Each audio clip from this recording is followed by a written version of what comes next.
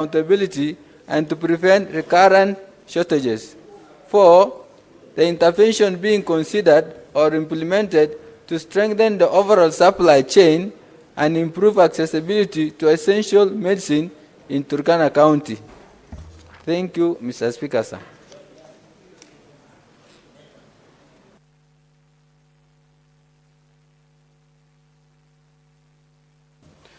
Senator Karen Nyamu.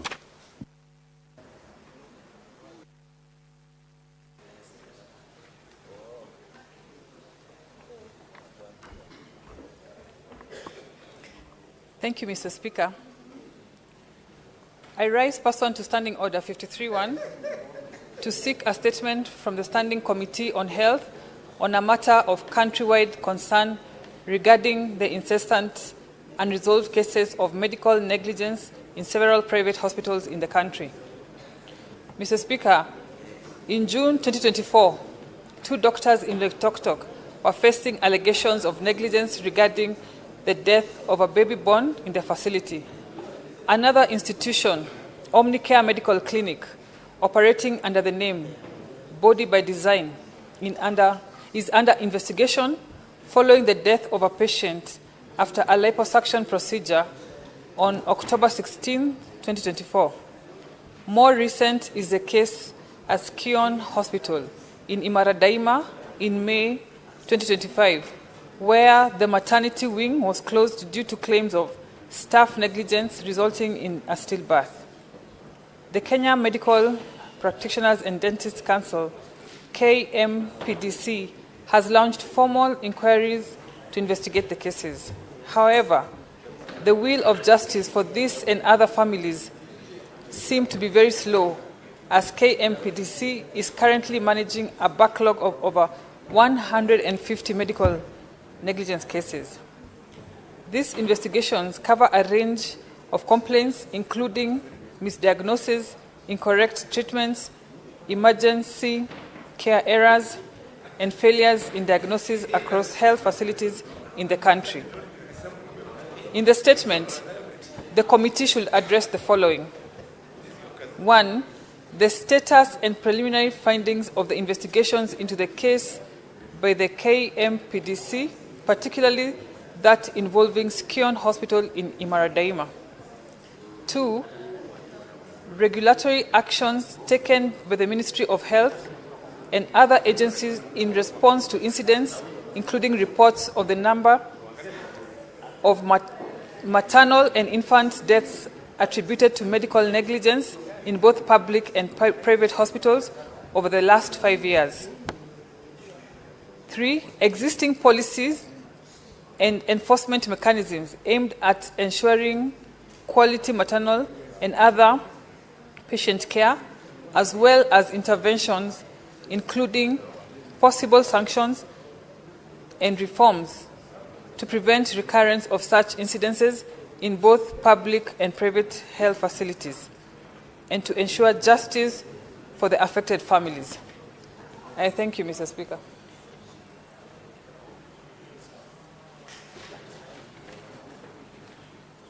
Senator Eddy.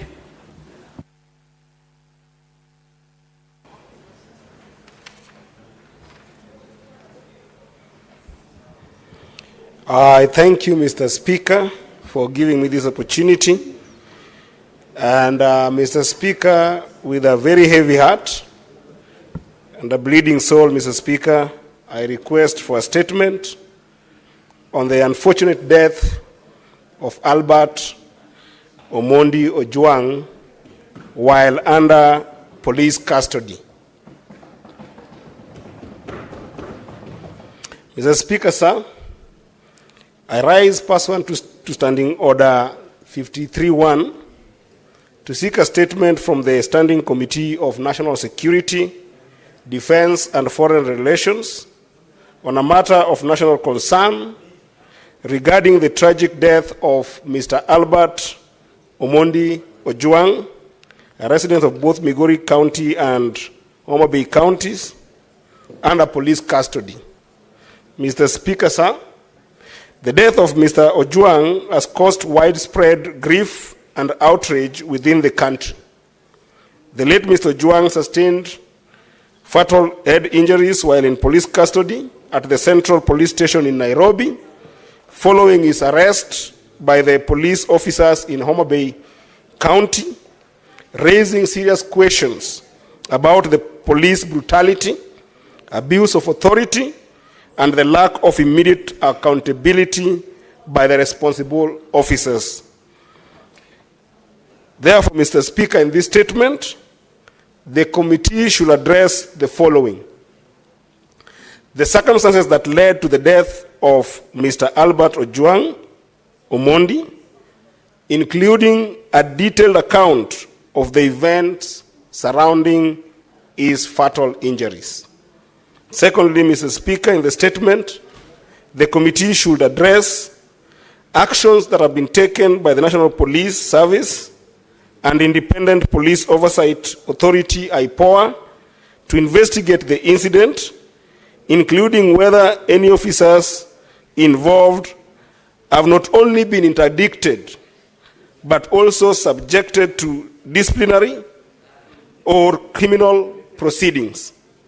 And lastly, Mr. Speaker, in the statement, the committee should address the measures the Ministry of Interior and the National Police Service are implementing to prevent police brutality and ensure accountability, particularly in handling civilians during law enforcement operations.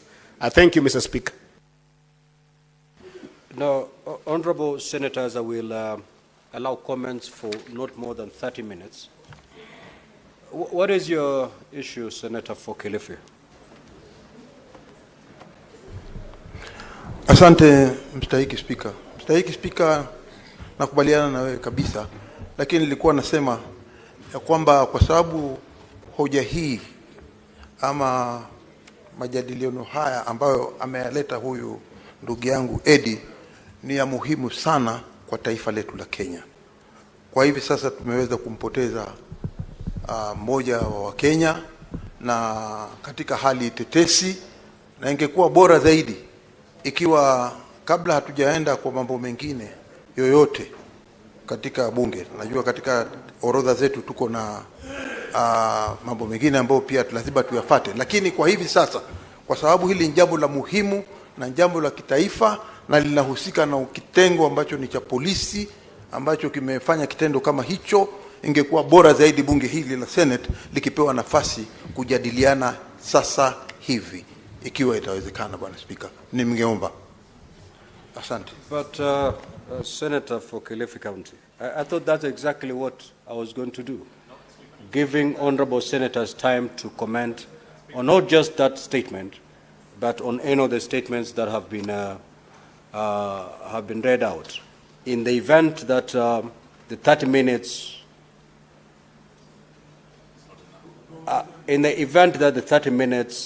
are spent and still honorable senators would wish to speak, then of course the chair will give further guidance. But for now, let us stick to the 30 minutes. In any event, Senator for Kilifi, I'm not seeing your name on the dashboard. Senator Joe Newton. You know, I've conversed with you because I had applied that we adjourn this sitting. Because, Mr. Speaker, as you are aware, I had requested that we adjourn the sitting to discuss this very important matter. And, Mr. Speaker, I beseech you, although you have ruled on the matter of discussing it as a statement, that, Mr. Speaker, you may allow that we adjourn this House to discuss this matter as I had requested. Kindly, Mr. Speaker. It's a matter of national importance, Mr. Speaker, and I feel strongly that we may not be able to exhaust what we may want to say about this matter. So, Mr. Speaker, with the due respect and for your kindness, please allow my motion of adjournment to proceed. Mr. Speaker, kindly. Now, Honorable Newton, you are out of order. One, I've not seen that motion. Secondly, if you look at the standing orders, it must have reached my desk at least 2 hours before start of business. So as far as I'm concerned, there is no motion of that nature that is pending. So we will proceed with the comments I will give you your 3 minutes to proceed to make comments on the statement sought by Senator Eddy. You may proceed, Senator Newt.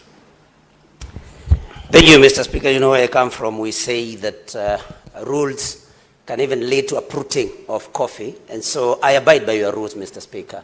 So, Mr. Speaker, this statement raised by Senator Eddy Okech is a matter of national importance.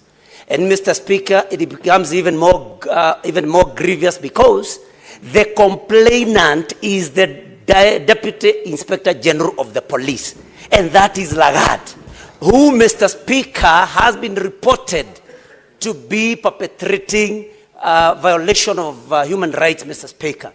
And there is no reason why Mr. Ojwang was transported all the way from Migori to Nairobi just for a matter that was supposed to be civil and not criminal. Because, Mr. Speaker, if somebody is accused of libel or even of mudslinging somebody's name, that is civil, and the lawyers here can guide us, led by Senator Sifuna of Nairobi, that this particular young man should have been made to face civil charges, and Langat should have sued for damages, Mr. Speaker. We saw the parent to this particular young man crying because it was something that nobody would have thought could have happened. Mr. Speaker, the results of the autopsy are out, and the results are that this young man could not have hit his head against the wall. We have seen images of the body, Mr. Speaker, and I suspect that even the eyes have been gouged out because you can see clear injuries along the eyes, Mr. Speaker. And we are very sad this afternoon because this is proof that the sitting government, led by President William Ruto, Mr. Speaker, is increasingly becoming very intolerant, especially of young people. We must get to know through the committee what this government fears from young people.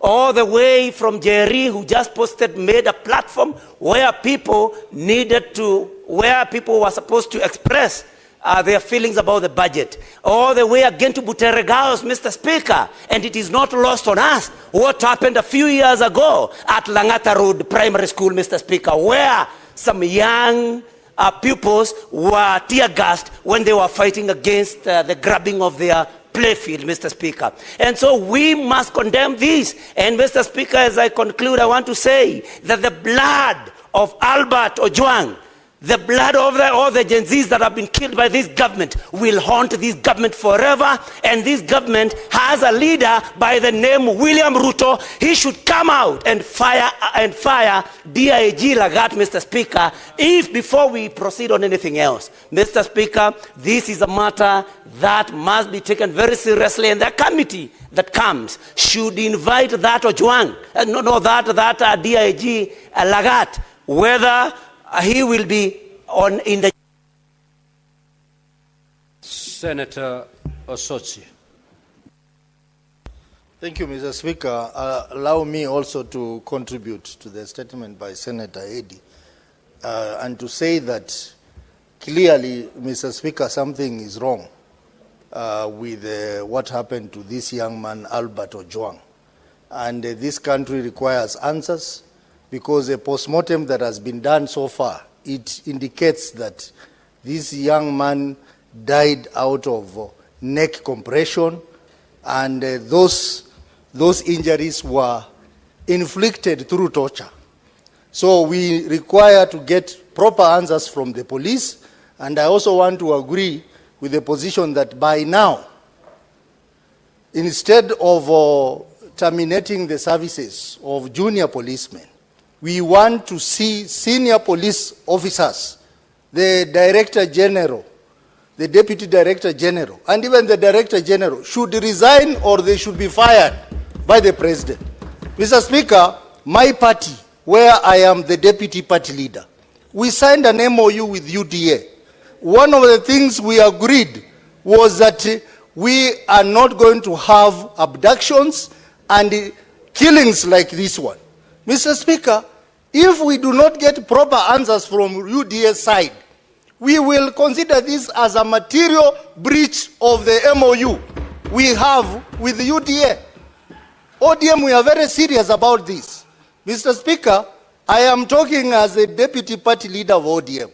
We are a party that believes in protecting lives of Kenyans. And therefore, we want to see action from the UDA government on the issue of the Deputy Director General of Police. By now, he should not be in the office because this young man was arrested because he had posted something against the DIG. Why is the DIG still in office? Why are you going for junior police officers, terminating their services, and their bosses are still there enjoying lunch and breakfast as our young man is decaying in the morgue? Mr. Speaker, this matter is very serious, and we call upon speedy action by not just the police, but the government through the president. Mr. Speaker, we are beginning to see the coming back of intolerance in this country. This cannot be allowed to go on, Mr. Speaker. I think we need answers, and the answers are supposed to come from the government, they are supposed to come from the police, and we cannot allow the police to mislead this country that the young man hit his head on the wall. Mr. Speaker, if you look at the injuries sustained by that... Senator Boni. Thank you, Mr. Speaker. Mr. Speaker, we have to be serious. We are playing with fire. I was an adult when there was detention without trial. Detention without trial was a bad thing, but being killed in a police cell is worse than detention without trial. It reminds me, Mr. Speaker, of the impunity we saw when, Mr. Speaker, then Vice President Moi lied to the country that Josiah Mwangi Kariuki had traveled out of the country when they had killed him. The same impunity we saw the police tell the country that Dr. Robert Ouko had committed suicide when they had killed him. The same impunity, Mr. Speaker, that I saw in South Africa in 1977 when an intellectual, Steve Biko, was brutalized in a police station, and they faced the world and they told the world that the guy had died from starvation. The whole world woke up and moved against South Africa to stop apartheid. I'm asking that this matter be escalated to a level whereby we must bring fear in government for government to respect human life.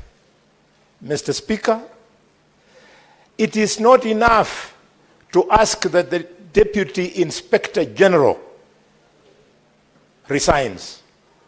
We want the same speed which we saw when our colleague was killed last month.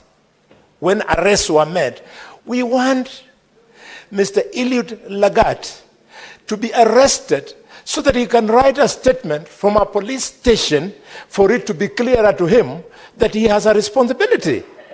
Mr. Speaker, the police officers who went to Migori and brought this boy from home to Nairobi so that Lagat could see him when they are slapping him around should equally be arrested. Why are they walking free? As far as I'm concerned, seeing the shape of that face, the guy could not possibly, would have wanted to hit the wall using the front of his head. It is only Parliament, Mr. Speaker, which can bring this to an end. We must protect our children. Members of Parliament in the National Assembly and here, that boy who is lying there is not in any way different from our own children. And it is this Parliament that will bring this to an end. It is too much, and the thing must escalate. Senator for Kilifi County, Senator Mazayo.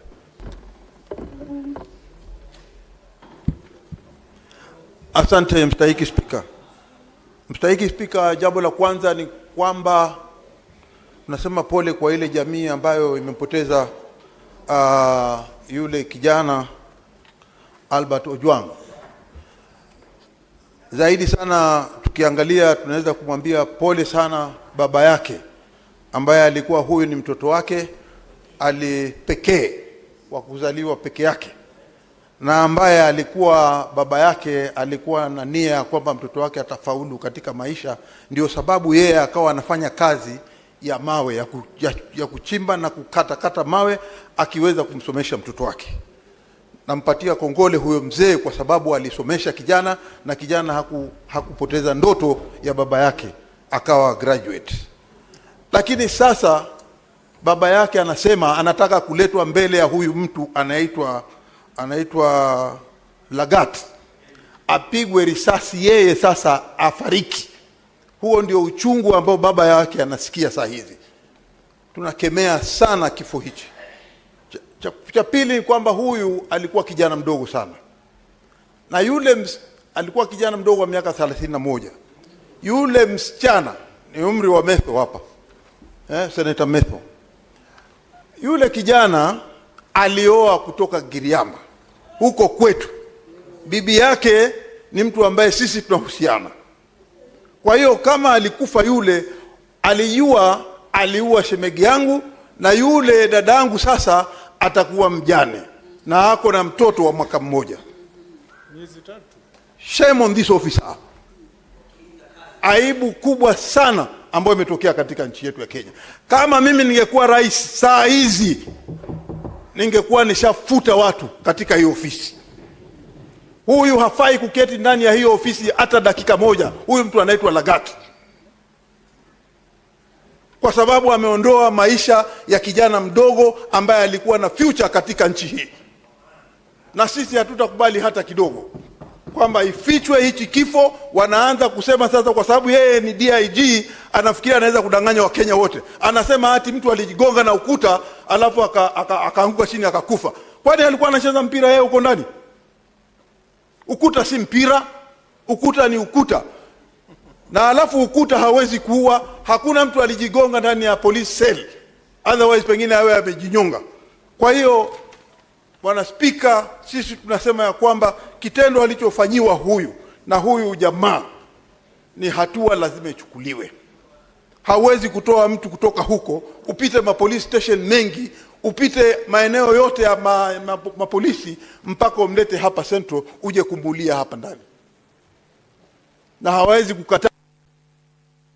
Senator Ali Roba. Thank you very much, Mr. Speaker. So that my brother Otsotsi understands this is not a matter of party. I stand here as the party leader of UDM to condemn this incident that has happened. It's the ugliest incident of the season. When you get a suspect reprimanded and put under police custody, being brutally murdered, and claimed that the suspect has hit his head on the wall, and there is no case of epilepsy or some issues to do with medical condition that this suspect has been suffering from or presumed to have been a prevailing condition.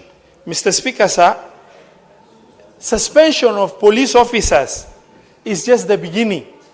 And I believe with conviction, as Ali Ibrahim Roba, myself, that there are people hell-bent in setting up the image of the president and setting up the president and spoiling the image of this president in this country.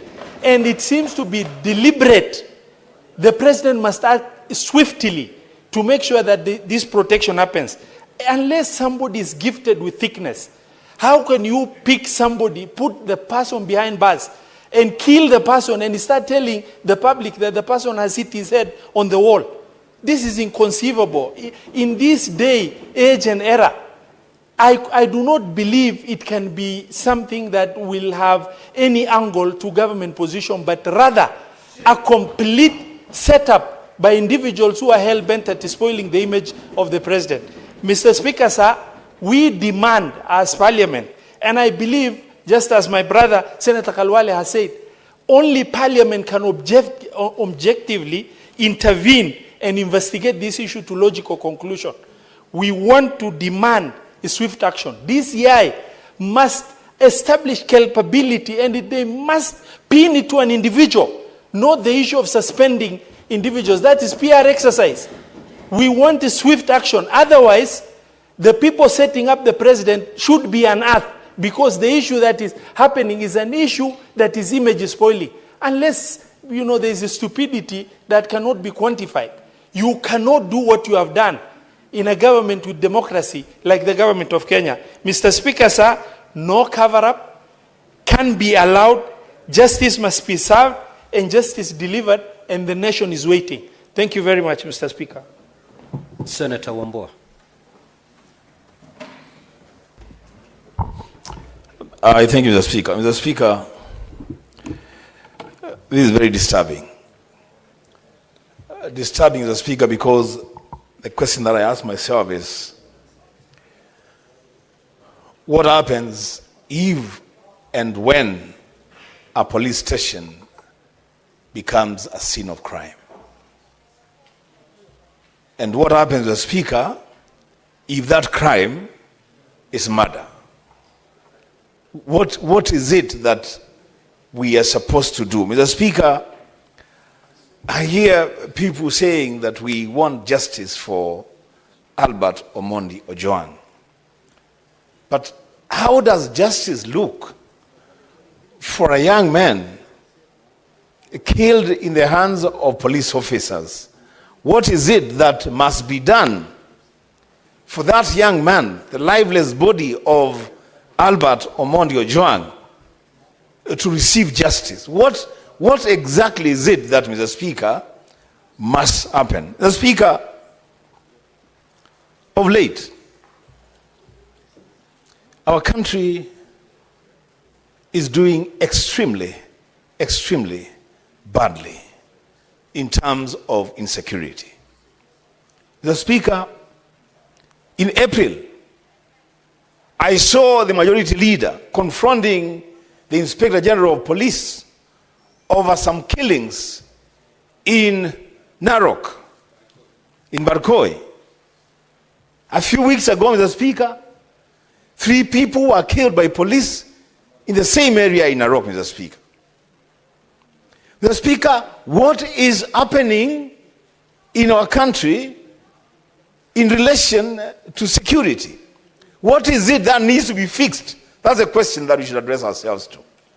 Mr. Speaker, I'm here to say that, Mr. Speaker, this killing of this young man has capacity to throw this country into serious, serious anarchy if it is not handled properly. Remember, Mr. Speaker, what happened in Tunisia with Mohamed Bouaziz when he blew himself up outside Parliament? Just an act of one person brought about the Arab Spring in an entire region. Now, Speaker, I call upon the President on this matter. He must speak, and speak with courage and determination. Heads must roll. He must reset the security apparatus in this country, from the top to the bottom, Mr. Speaker. It cannot be that a person is arrested in... Senator Chiranke. Thank you, Mr. Speaker. On my own behalf and on behalf of the great people of Nandi, allow me to pass my deepest condolences for this tragic death. Mr. Speaker, as my colleagues have said, even during era of detention without trial, no one was killed in police cell. Mr. Speaker, as a professional guest of the state on many occasions, and I've had privileges for spending nights in number of almost 5 police stations in Nairobi, Mr. Speaker, it is very unfortunate. It is very sad, Mr. Speaker. The only place you should be safe is a police station. Mr. Speaker, heads must roll. I want to agree with my colleagues, Mr. Speaker, and you know on many occasions, I have raised that there is a problem with Ministry of Interior 1,000 times, Mr. Speaker. As we speak today, Mr. Speaker, Father Alois Cheruiyot Bett killers are not known. Father Maina killers are not known. Angata Baragoi, 6 people were buried without their killers being not known, Mr. Speaker. Angama Mara, even in Kerio Valley, Mr. Speaker. I request the following, Mr. Speaker. And I agree with colleagues that there are people who are intended to sabotage President William Ruto government. And is led by the Minister of Interior, who should take and resign, Mr. Speaker, and take personal political responsibility on this matter, Mr. Speaker. I request also that the Parliament Committee, Mr. Speaker, is very incompetent. And you know that incompetence, if you transfer from roads to lives, we lose lives, Mr. Speaker. We have lost a young man, 31-year-old, who had just married, Mr. Speaker. Mr. Speaker, they must be held accountable, Mr. Speaker. I request that the Parliament, through the national security, does inquest into unexplained deaths in this Republic, Mr. Speaker, or form a judicial inquiry into the allegation of extrajudicial killings even from the last session up to this session, Mr. Speaker. Mr. Speaker, it cannot be that as a Senate we are just sitting and allowing insecurity to thrive in this country. You go to Mombasa, Mr. Speaker, when you greet a boy woman, you think she's a woman, somebody has won a boy with a machete. You think she's a beautiful lady, he's a man with a machete. And there are criminal gangs ruling Mombasa as we talk to. You go to Nakuru, Mr. Speaker, the gangs are playground. You go to Kerio Valley, Mr. Speaker, and many other places, Mr. Speaker. I think it is a high time, and I want to appeal to the President, because he is a man who is very decisive. Heads must roll from the Minister of Interior, Inspector General of Police, and all his subordinates, including the OCS from Homa Bay, who gave out the link, Mr. Speaker, including Safaricom, who gives out the location of this suspect. Mr. Speaker, I remember when I want to be arrested, I left my phones in Kibos. The police went to look for me in Kibos, and I was in Eldoret, Mr. Speaker, sleeping. Senator Oburu Odinga. Senator Oburu. Yeah, thank you. Thank you, Mr. Speaker, sir, for the opportunity. Mr. Speaker, this is a sad day for us in the Senate. Mr. Speaker, we are discussing the death of a young man who was the only son of his family.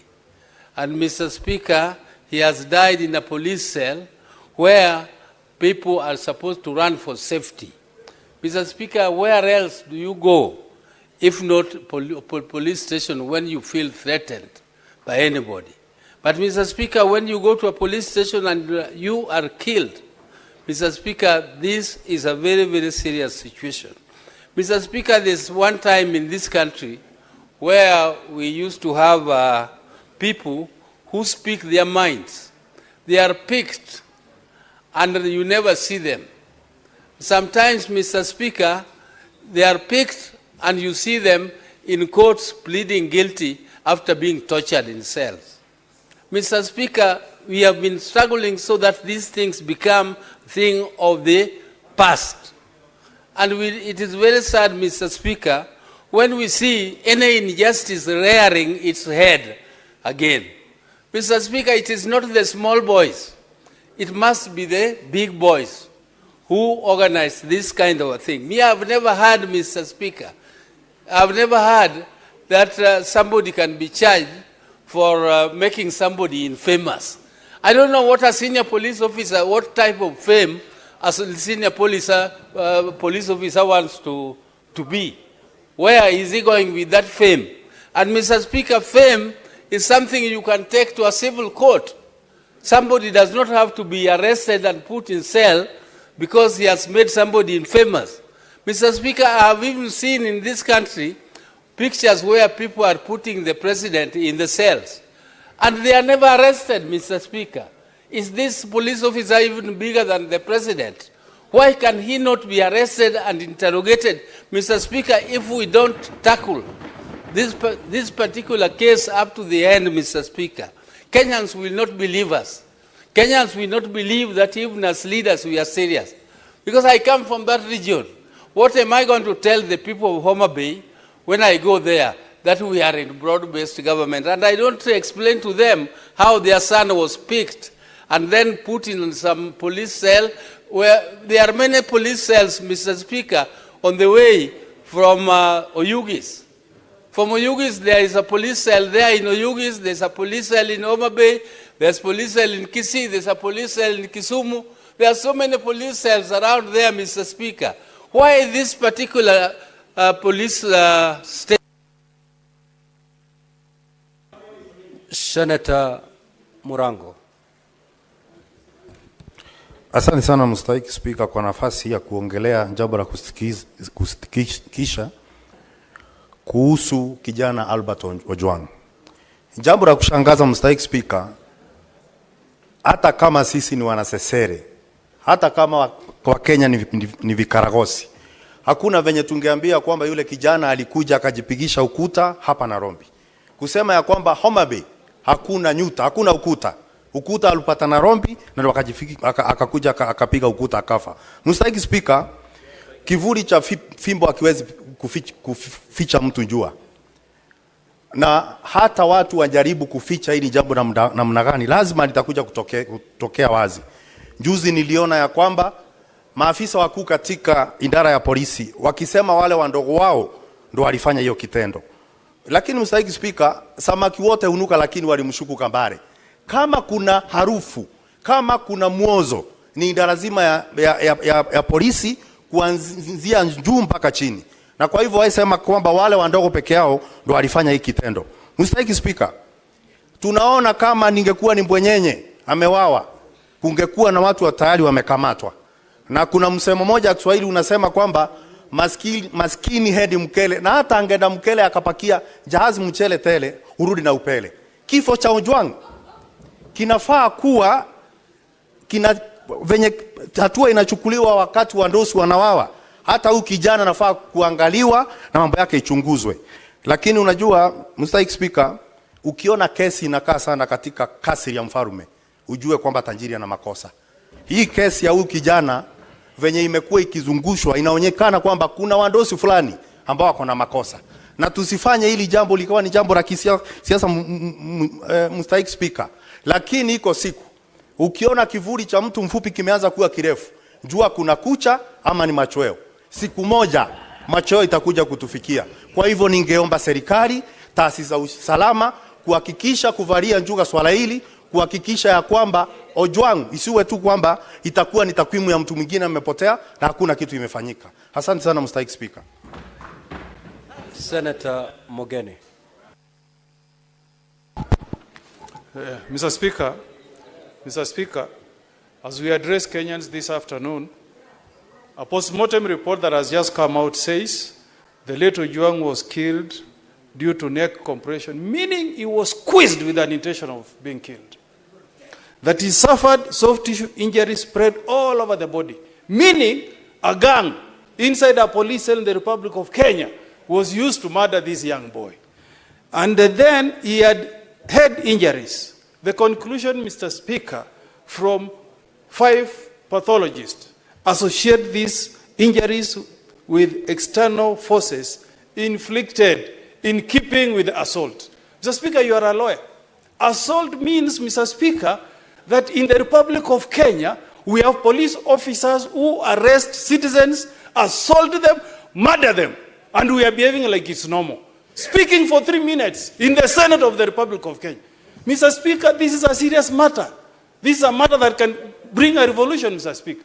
We cannot tolerate, Mr. Speaker, a situation, Mr. Speaker, where a government that is supposed to take care of citizens is watching as we murder innocent citizens in a police cell. Picture this. This young man is the sole child of aged parents. This young man is living behind a wife with a child who is 3 years and another one is 3 months, Mr. Speaker. If this cannot prick our conscience, what will, Mr. Speaker? We cannot allow this, Mr. Speaker. We get abused on social media every day, Mr. Speaker.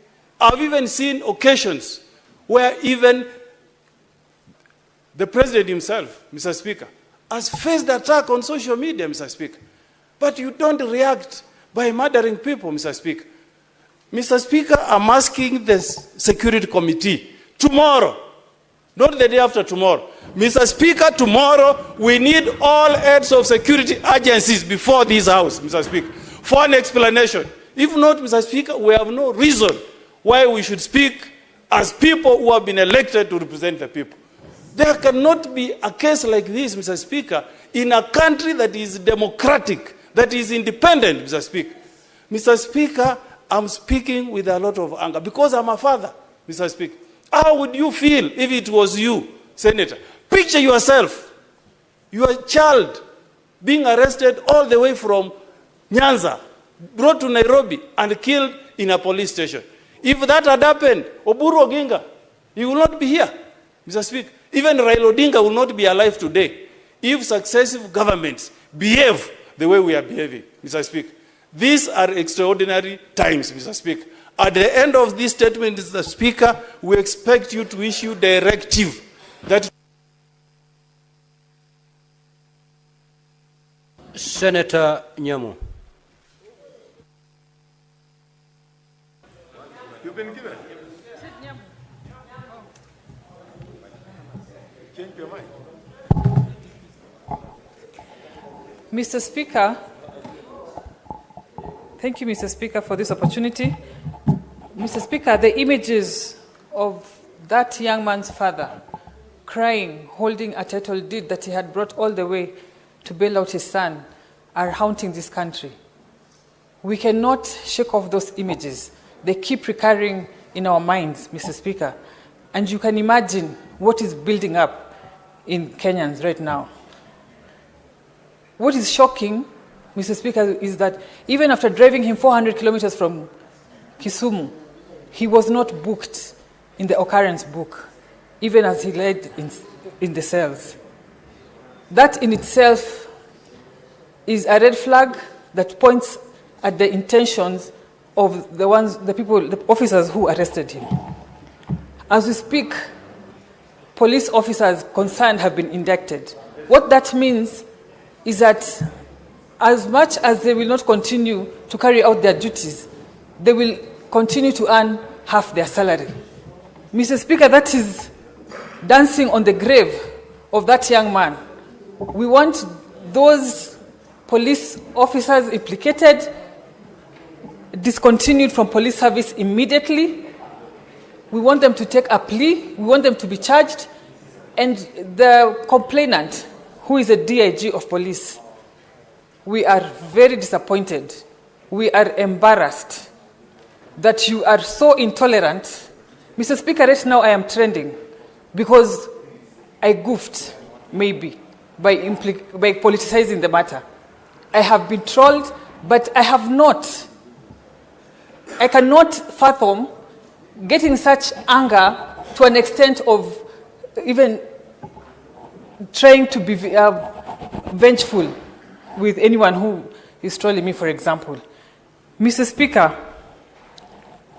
as a country, as my colleagues have said, we are treading very dangerously, and we want the president to take charge of this situation. He has committed time and again that he will protect the youth of this country and he will protect their future. We are watching. Mr. President, the country is watching. We want to see how you handle this matter because that is going to tell us a lot about you. Thank you, Mr. Speaker. Senator Kajwang. Mr. Speaker, Albert Omondi Ojwang comes from Kokwanyo Kakelo Ward in Kabondo Kasipul in Homa Bay County. People are shedding tears here. I am mourning someone from my county, someone from the county I represent. Mr. Speaker, I have buried too many young people following the Gen Z protests just 1 year ago. Mr. Speaker, I buried close to 7 young people who were killed. Some of them were discovered in quarries, extrajudicial killings, and enforced disappearances. Mr. Speaker, in the post-election violence, I buried close to 10 young people, again extrajudicial killings. Mr. Speaker, during the protest when Raila came back from the United States, I buried almost 10 people who were killed by the police. We have felt the pain. We have shed tears, Mr. Speaker. These must be brought to a close. The problem I have with Parliament today is that we are mourning like we have no hope. We are speaking here like bloggers are speaking out there. Parliament is the one that vetted the Inspector General of Police, Mr. Speaker. And as a result, the Inspector General of Police is answerable, is accountable to this House. Mr. Speaker, tomorrow, the Inspector General of Police should be here, must be here. This gentleman did not die. This gentleman was killed, Mr. Speaker. If you look at the definition of to be killed and to die, this gentleman was killed, murdered by the police, who are supposed to be the custodians and the safeguards of law and order in this country. Mr. Speaker, on 25th of June, we'll be marking the first anniversary of the Gen Z protest. I want to challenge Senator Cheriot and Senator Minority Leader. You brought a motion to this House last year in June. We said a lot of things. We said a lot of English. Let us mark the anniversary of 25th June in this Parliament. Because the other House, everyone ran away. We were the only ones who were here. Let us come back here, take stock of the things we said. We talked of extrajudicial killings. We talked of enforced disappearances. We talked of corruption. We talked of tribalism. What have we done about it? Mr. Speaker, this is a shameful act. And I send my condolences to the people of Kabondo, the people of Homa Bay, the entire nation. The Minister for Interior, under these circumstances, should have resigned, Mr. Speaker. In an organized society, the Inspector General, let us have them here in this Parliament tomorrow. Anything short of that, we will not be any better than any other member of the public who's complaining outside there. Thank you, Mr. Speaker. Senator Seki.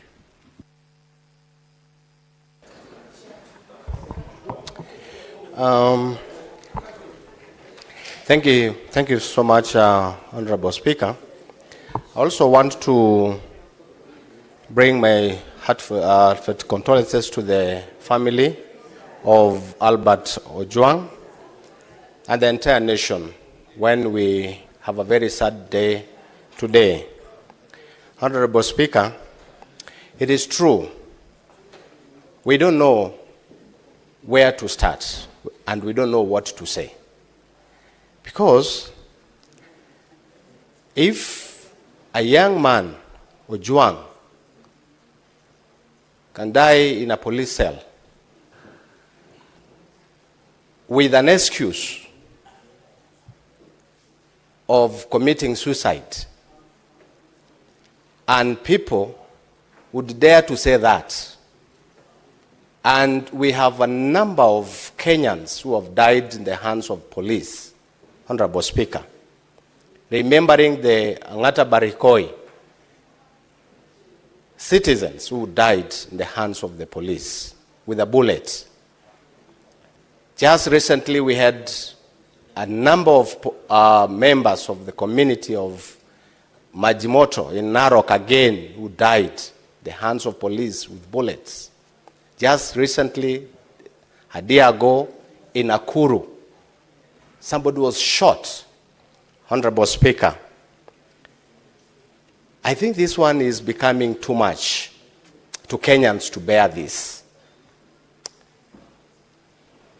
We want, as most of our colleagues have said here, we want to demand, Honorable Speaker, the IG, whom I participated to his vetting, to his interviews in the Committee of National Security, we want him in this House.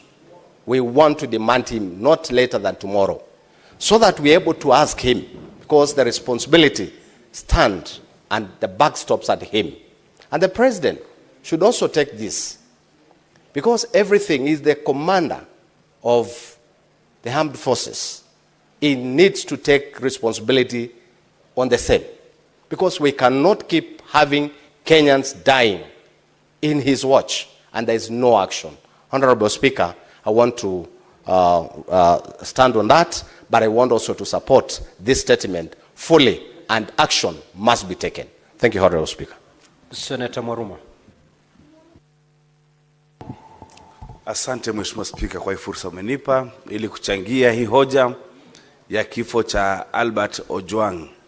Albert Ojwang alikuwa ni mwalimu ambaye alifundisha shule moja inaitwa Kituma kule Burawad, Taita Taveta, na mtu ambaye nilimfahamu. Mheshimiwa Spika, nimehuzunika sana kwa kifo, kwa sababu Albert Ojwang vile tumeambiwa ni kwamba alikuwa mtoto peke yake katika hiyo familia, na najua baba yake alikuwa ni maskini vile tumeona katika vyombo vya habari, na alitegemewa na babake na wazazi wake ili abadilishe maisha ya ile familia. Mheshimiwa Spika, ni jambo la kutamausha na kuhuzunisha sana, kwa sababu alibeba kutoka Homa Bay na kuja mpaka police station huku Nairobi, kama hakuna vituo vya polisi kule Homa Bay. Na Mheshimiwa Spika, ni jambo la kuhuzunisha ya kwamba asasi za usalama zinatumika ili kunyamazisha Wakenya kwa sababu ya kuongea ukweli. Mheshimiwa Spika, kama mambo hayaendi vyema, hayaendi sawa, watu lazima wawe na uhuru wa kuongea. Mheshimiwa Spika, tusirudishwe miaka ya zamani Mheshimiwa Spika, kwa sababu sasa tumeenda mbali sana. Na Mheshimiwa Spika, zamani nakumbuka wakati wa miaka ya 90 ilikuwa ukiongea ulikuwa unaangalia nyuma, na hata mkiwa kwa nyumba mnasema kwamba kuta zina masikio, kwa sababu kulikuwa na kila mahali watu ambao walikuwa wanaitwa maspai. Mheshimiwa Spika, hatutaki kurudi hayo maeneo.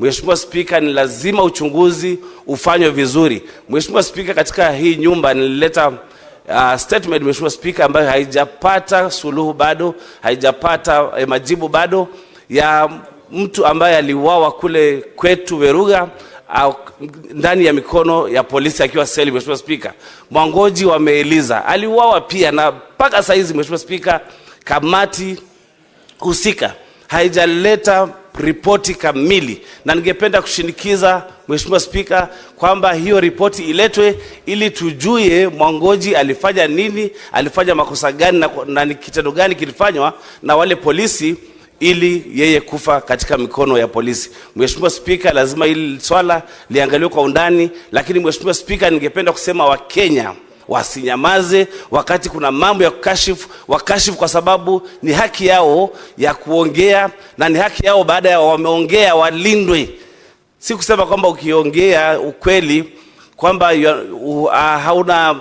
hautalindwa. Mheshimiwa Spika, lazima Kenya turudi na tujue kwamba tuko na katiba mpya ambayo inalinda kila Mkenya. Kwa hivyo Mheshimiwa Spika, kulikuwa na nguvu na uwezo wa Albert kupelekwa kotini, mwalimu Albert kupelekwa kotini na kufungulia mashtaka, si kumua Albert ndani ya jela. Mheshimiwa Spika, kwa hayo machache Mheshimiwa Spika, na Senator for Meru County, Senator Kathure. Thank you, Honorable Speaker, also for this opportunity to give my condolences to this young soul, which you have lost in a very, very cruel circumstances, Honorable Speaker. Honorable Speaker, Kenya is bleeding this afternoon since we learned the death of Albert. And Mr. Speaker, as my colleagues have clearly put it, the Committee on Security of this House, let us lead by example. Chair Fatuma Nduro should suspend any other activity that they have for this week. Now I'm speaking as the chair of the Liaison Committee with the powers bestowed to me by the committee and the standing orders. No. That is why, Honorable Speaker, when we have matters such as matter as this, at least the chair or the vice chair should be recording notes of what the members are saying, so that whatever they do in the committees, they will get input from the members, the senators. What we are saying here, we are not just talking in vain, but they should be here to take notes, so that when they meet the IG of police and anybody else, they have facts and issues that they should raise with them. I don't want to communicate to you directly, Senator Nduro, but thank you for coming back, because what we are discussing is a matter of national importance that needs a lot of attention. So I was saying that maybe this week you should suspend any other activity that you have as a committee and deal with this matter perpendicularly. How I wish that all these police commanders, the IG and all those people involved that will summon, including the CS, can appear before the plenary, not even to your committee, but before the plenary, so that we can ask serious questions that maybe the 9 of you might be able not to handle. So Mr. Speaker, sir, today I'm very sad indeed that just the other day from Homa Bay County, we lost a member of parliament. Again, from Homa Bay County, we have lost a very young man who maybe could have aspired to become the member of parliament for Kasipuru Kabondo. So, Mr. Speaker, I think this is a matter that needs a lot of attention. It is an afternoon that we really need, not even to talk about parties. Whether there is an agreement, coalition agreement, or broad-based agreement or not, no Kenyan should die in a political cell. So don't tell us about the agreements on political parties. No, we are talking of a Kenyan, a young man who has passed on. So let's forget about the parties. Forget about whether I'm in UDA or not. UDA also condemns with the strongest terms possible this death of this young man. I'm a very senior member of UDA, and personally, I'm not happy that this guy, I don't mind. So, Mr. Speaker, let me... Senator Hamida.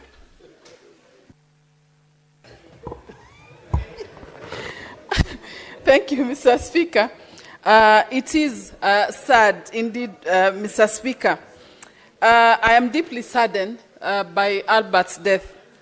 Mr. Speaker, when we talk about, I'm sure all of us will be talking about Albert's death, Albert's soul to rest in peace. And I'm just wondering, is his soul going to rest in peace really? After all what happened? Did he really deserve what happened to him?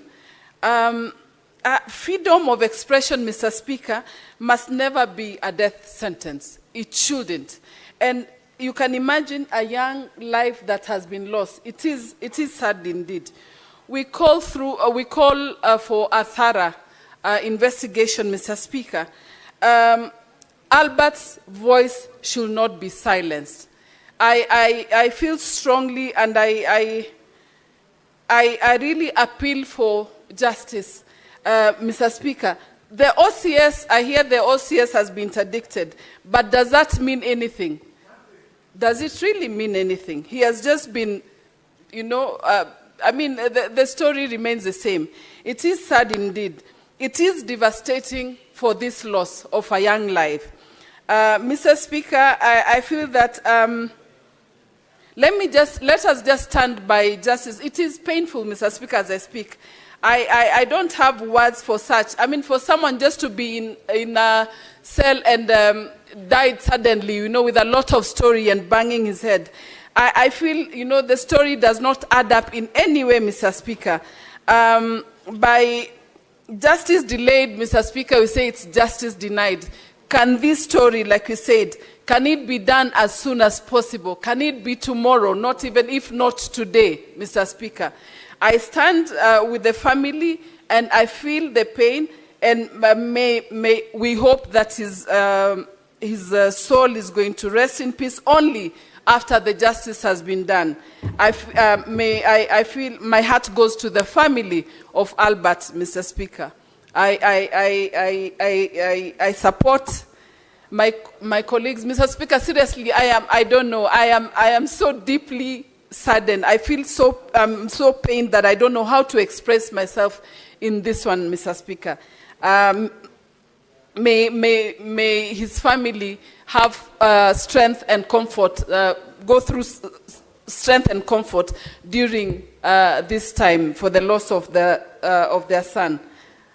Thank you, Mr. Speaker. Senator Abbas. Thank you, Honorable Speaker. Honorable Speaker, first and foremost, I want to join my colleagues to send condolences to the family of Albert Ojwang and the people of Homa Bay. Honorable Speaker, it's a very unfortunate situation that today we have lost a very young man at the age of, I think, 28, 29 years old, who was a teacher in this country. Honorable Speaker, it's very unfortunate. Albert was driven all the way from Homa Bay, 350 kilometers. In Homa Bay, we have police stations, we have courts, we have high courts. I don't know why this man was driven all the way, the late, up to Nairobi. That means somebody was ready to see him finished or dead. Honorable Speaker, those who are interdicted, the officers that are interdicted, are today denying that some of them are not in opposition, are not even on duty. And therefore, it means there is something hidden in this place. And it's over 20, since this government took over, 20 Kenyans died in police cells. That is where we were supposed to run to, where people have to seek security. But unfortunately, the way we lost young ones in the police cells is very unfortunate, Mr. Speaker. Honorable Speaker, I think the Kenyan police won't see this country go into chaos. I think they won't see this government fails. Because every day we're hearing people are being killed and being shot.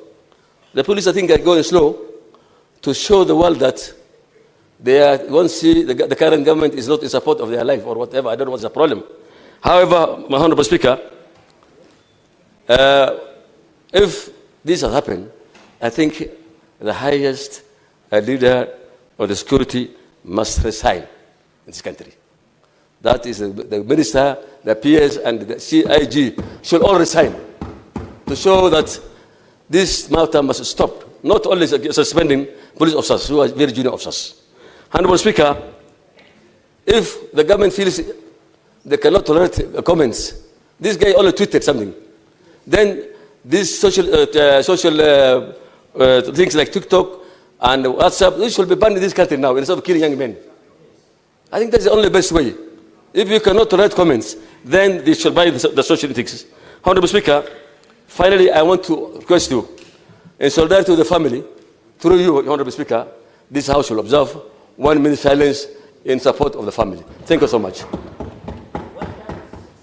Senator Onyonka Richard. Mr. Speaker, I,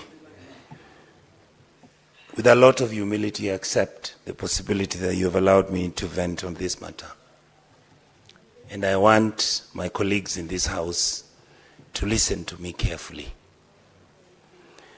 I have frequently been on public saying that we need to stop killing our children, that we must accept that we are the ones as adults in the House who've been messing up in this republic. Mr. Speaker, I have listened to all of us discuss in this House, and I hear everybody saying, no, let us make sure that this guy is arrested and all.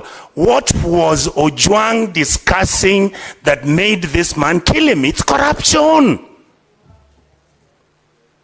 The reason this young man was killed, he said the police service receives close to 56 billion shillings every year. This is the story. This is the big thing in this House. But we are talking about, Ojwang is killed, we need to arrest.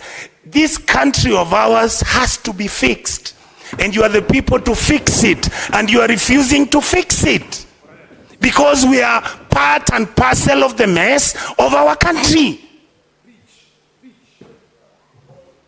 And when we are discussing this thing, you politicize them. You say, it's broad-based. It is all about those people are the ones who are on the other side. When this thing collapses, all of you will be in the same boat, I tell you. You will hang separately. Because you are the people betraying this republic. The police officers are a consequence of our failure. That is the reality. We have refused to accept that we can fix this country, that we can work together, that we don't have to be tribal, that we can actually act as adults.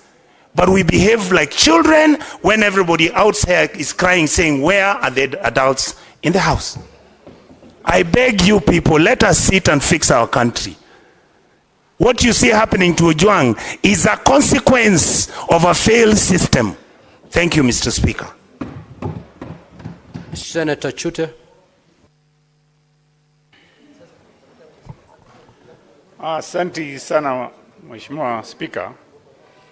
Kwanza nachukua nafasi hii kuombeleza familia, marafiki na watu ya Homa Bay kwa kifo ya Albert Ojwang ambaye alikuwa na miaka 31. Mheshimiwa Spika,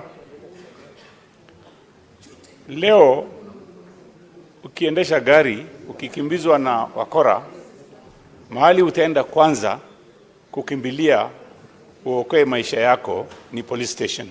Mheshimiwa Spika, Sasa ukienda police station ya Kenya na utauawa, ukikimbizwa na wezi, utaenda wapi?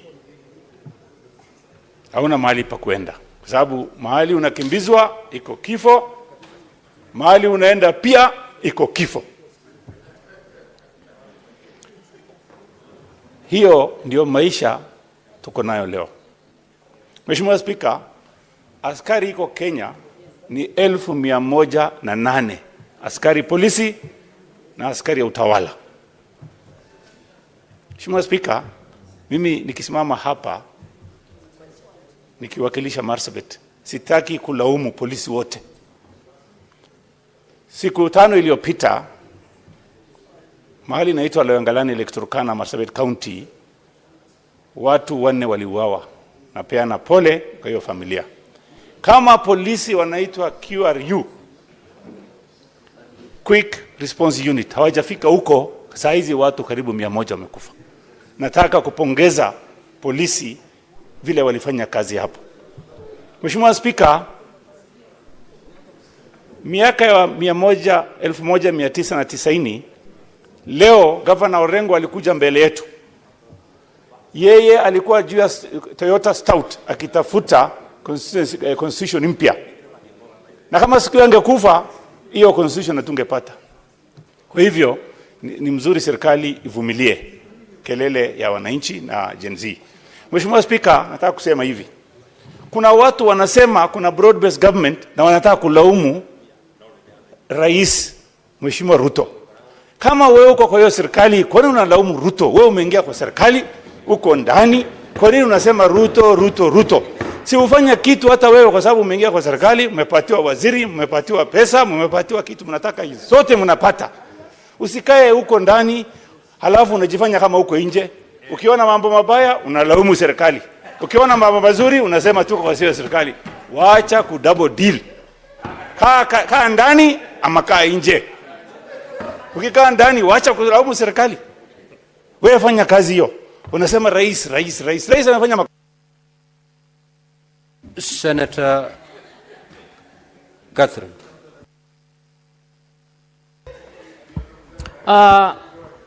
Thank you, Honorable Speaker, for this opportunity to speak.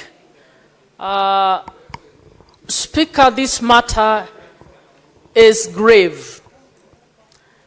And this matter is painful for those of us who are mothers. Albert was about the age of my son, and Albert shares a name with my husband. And I have just learned Albert is a young man I have worked with when I served as chair of the ODM Elections Board.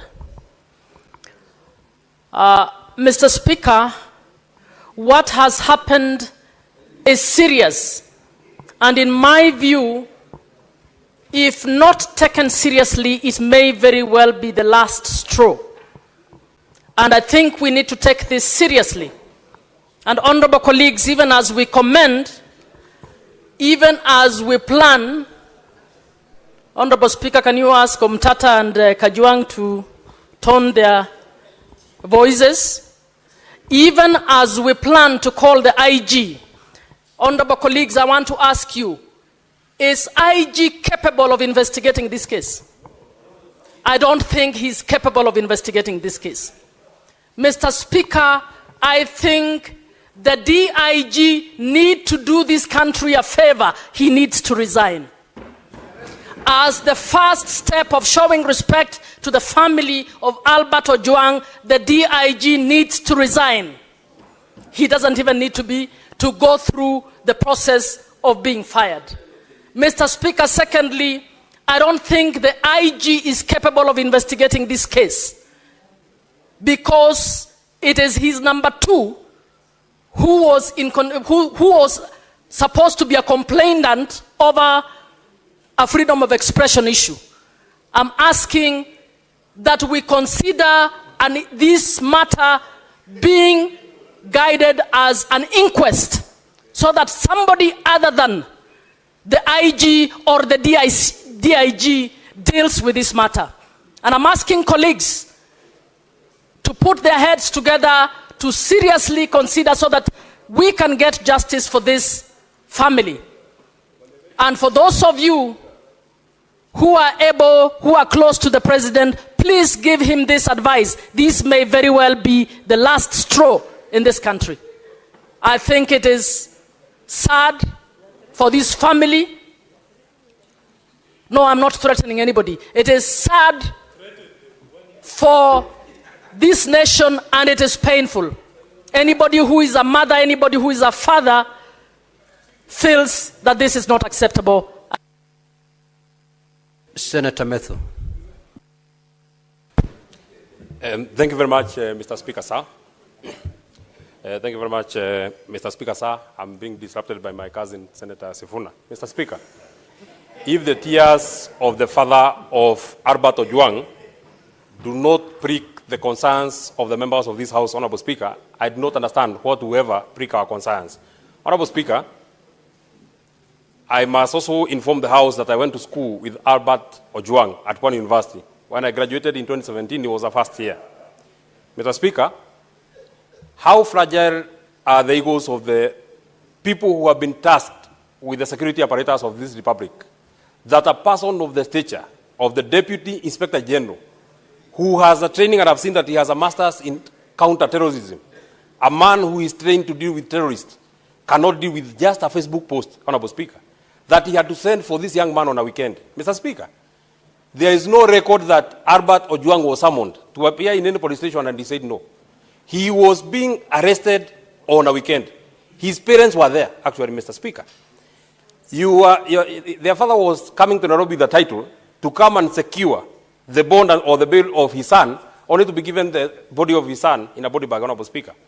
I am wondering, Honorable Speaker, even as we speak about the people who we are speaking about, Mr. Speaker, did you actually see that the complainant in this particular case, DIG Eliud Lagat, was standing behind the Inspector General of Police when they are saying that they are starting the investigation, Honorable Speaker? How would a person whom, in my opinion, is the lead suspect in the murder of Ojwang be standing right behind the people who are expected to investigate, Honorable Speaker? Mr. Speaker, number two, I also would wonder how cold and how heartless is the heart of the president, that to this minute, he has not even issued a condolences. Everything is running on in the country like nothing has happened, Honorable Speaker. We have not even seen the condolence message of the Minister of Interior.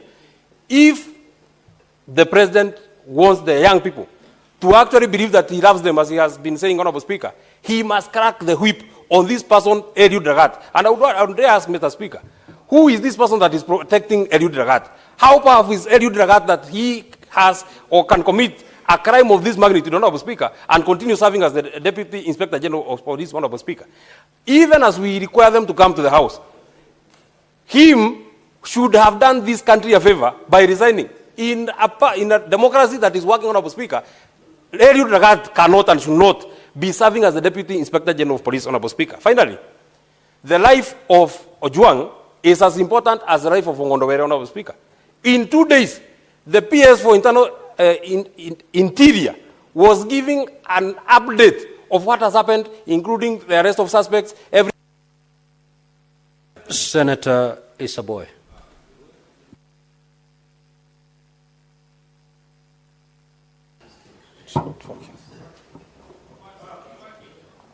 Asante sana Mheshimiwa Spika kunipa fursa hii na mimi pia niweze kuchangia. Mheshimiwa Spika, kwanza natoa risala za rambirambi kwa familia ya Albert kwa niaba yangu na watu wa Kwale County kwa kifo chake, kijana mdogo sana mwenye umri ambao takriban miaka 25 na kuendea. Ni jambo la kusikitisha sana kwa sababu huyu kijana ambaye alikuwa akisomea huko Pwani University akamaliza. Baba yake alikuwa ni mtu wa kufanya kazi katika timbo za mawe kumsomesha mtoto wake na akahitimu akapata kazi na sasa amekuwa mwalimu huko. Lakini kisanga hichi kilipotokea, ulimwengu mzima na nchi nzima ya Kenya imehuzunika kuhusu kijana huyu, kifo chake. Yangu ni kusema tu uchunguzi ufanyike na haki ipatikane kwa familia yake na wale waliohusika sheria ichukuliwe mkononi mwake. Asante sana Mheshimiwa Spika. Senator Veronica. Honorable Speaker, thank you for giving me this opportunity. And I want to also thank Senator Eddy for bringing this very important statement before the floor of this House. Honorable Speaker, I want to believe this is a dream.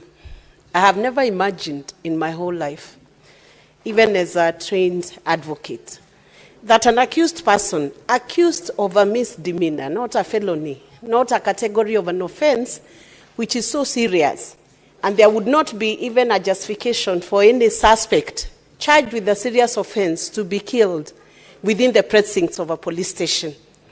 I want to believe it's a dream that Albert was actually picked by persons who identified themselves as police officers, picked from his home, handed over to the hands of police officers by his parents, and the parents knew they are following him behind to help him and assist him secure a bond so that he can stand trial. And he's taken to a police station, Honorable Speaker, and after a few hours, Albert dies from head injuries, neck compression, multiple soft tissue trauma, and pathologist has ruled out self-inflicted injuries. I think it is very sad, and I must admit it must not happen to anybody within the Republic of Kenya. Honorable Speaker, the other day, Boniface Mwangi, the activist who went to Tanzania, together with his friends, people sometimes whom we don't even support, were tortured in Tanzania. And Kenyans were up in arms because of how the police in Tanzania behaved.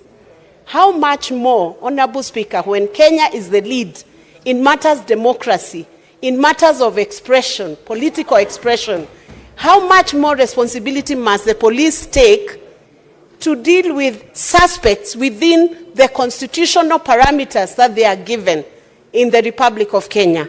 I just want to take one moment, because I have worked in a police reform program with the Laikipia University, where we were introducing human rights to the police, that any time an accused person is arrested, they have rights under the Constitution.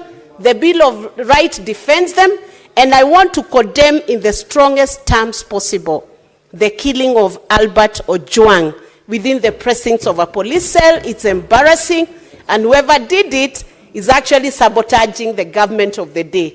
It is very wrong, Honorable Speaker, and action must be taken, exhaustive investigations carried out, and whoever is culpable must be held liable. Let IPOA now do its work, and we are looking out, Honorable Speaker, to see that IPOA for once can hold police officers, Honorable Speaker, responsible for any.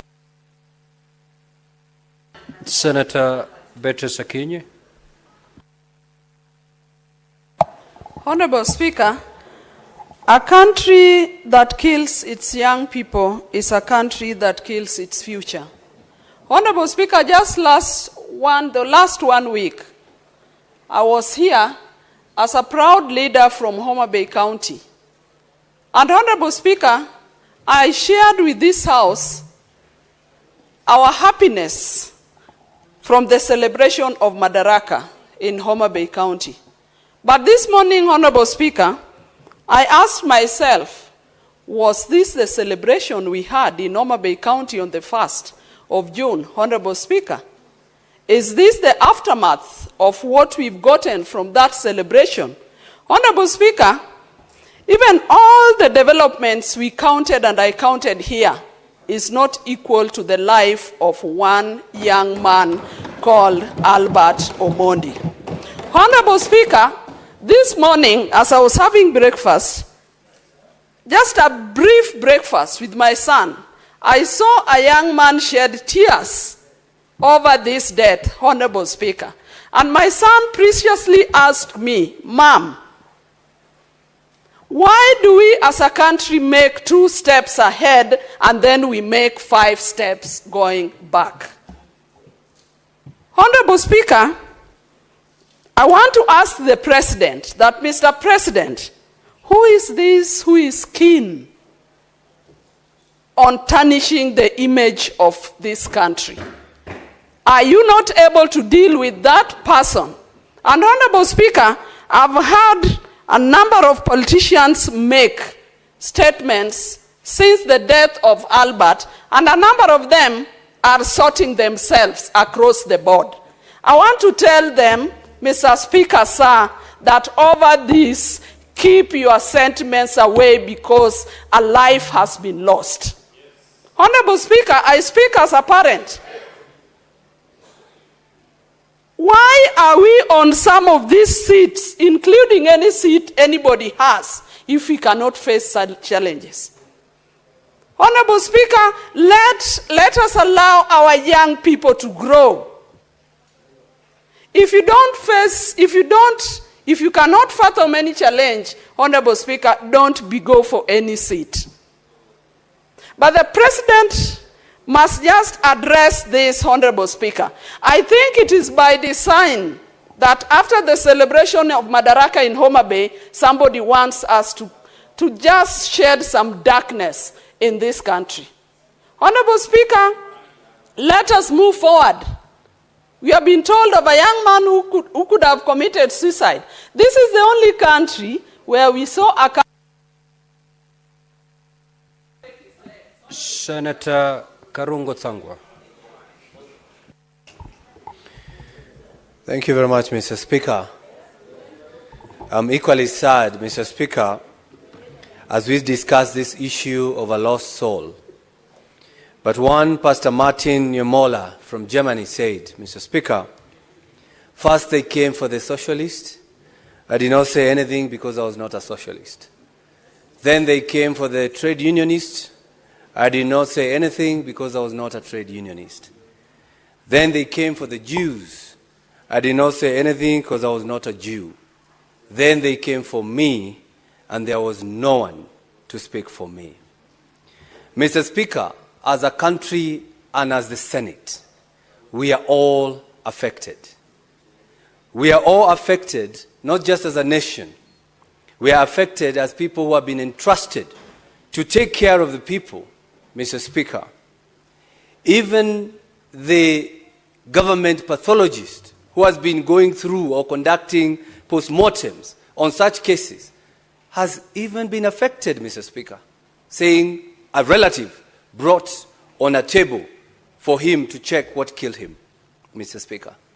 I think as a country and as this Senate, we must give an ultimatum, Mr. Speaker, that by 25th June, Mr. Speaker, if this Senate has not done anything, if this Lagat, DIG, has not resigned, Kenyans should come out on 25th as a Memorial Day to come in large numbers, Mr. Speaker, and deal with whoever, Mr. Speaker, is not doing what it's supposed to do. Because, Mr. Speaker, the police who have been mandated to take care of Kenyans, they are quick to act on some useless issues, Mr. Speaker. Today, as we speak, there is a police officer by the name Samido. Samido, who is a musician, who was granted a leave to go to America. He was supposed to return yesterday. But today, there is a warrant of arrest on him for abduction of duty. If the police can issue a warrant of arrest for somebody because of missing work, yet we have a police officer whose name has been dragged on every murder. And, Mr. Speaker, they're not doing anything. I think as a country, I think as a Senate, we need to do something, Mr. Speaker. The same police told us a member of parliament has kidnapped himself. The same police told us he kidnapped himself and he slept in a certain hotel.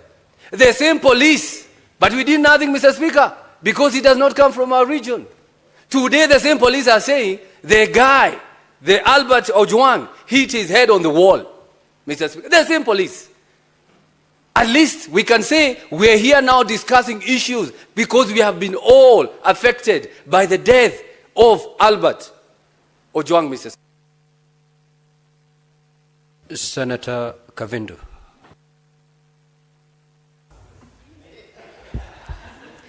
Asante Bwana Spika kwa kunipa fursa hii niweze nami kutia sauti yangu kwa hili jambo ambalo Bwana linahuzunisha sana zaidi. Na kwanza niwape wazazi wa huyu kijana pole zangu. Bwana Spika, kila mzazi utarajia kuzikwa na mtoto wake. Hakuna mzazi hata mmoja utarajia kuzika mtoto. Na hii Bwana Spika inaleta uchungu sana kuona watoto wetu wanauawa kama ndege. Mwaka moja ikifika tarehe 25 mwezi huu, tutakuwa tumefikisha mwaka tukikumbuka jinsi wetu walipouawa. Bwana Spika, nilikuwa kwa hili bunge na nilitoka pale nje, tukatembea tukaenda kule Bunge Towers. Bwana Spika, experience ya 3 hours Bunge Towers ilikuwa kama mwaka mzima. Kila nikisikia bunduki nalia tu, nilikuwa nasikia tumbo yangu inatoka, maana mimi ni mama. Na hiyo bunduki ilikuwa inapiga mtoto. Sasa tunaongelea mtoto ambaye ameuawa na watu ambao wanastahili kuwa wanalinda kila mwananchi katika hili taifa. Kama tutauliwa kule, tunastahili kukimbilia usalama. Basi tutapata usalama wapi Kenya hii? Ni kuonyesha taifa letu limeanguka kabisa. Na mimi naita president wa hili taifa, Bwana William Samuel Ruto, tafadhali simama kama president. Na sasa hivi kama si jana, uongee kuhusu huyu kijana. Na wale ambao wamesababisha watendewe kile wanastahili kutendewa. Kwa sababu hatutanyamaza watoto wetu wakiendelea kuuawa. Sasa wakikufa wote, tutabakia na nini kama taifa? Vijana ndio wenye nguvu, ndio wanaweza kuendelesha taifa.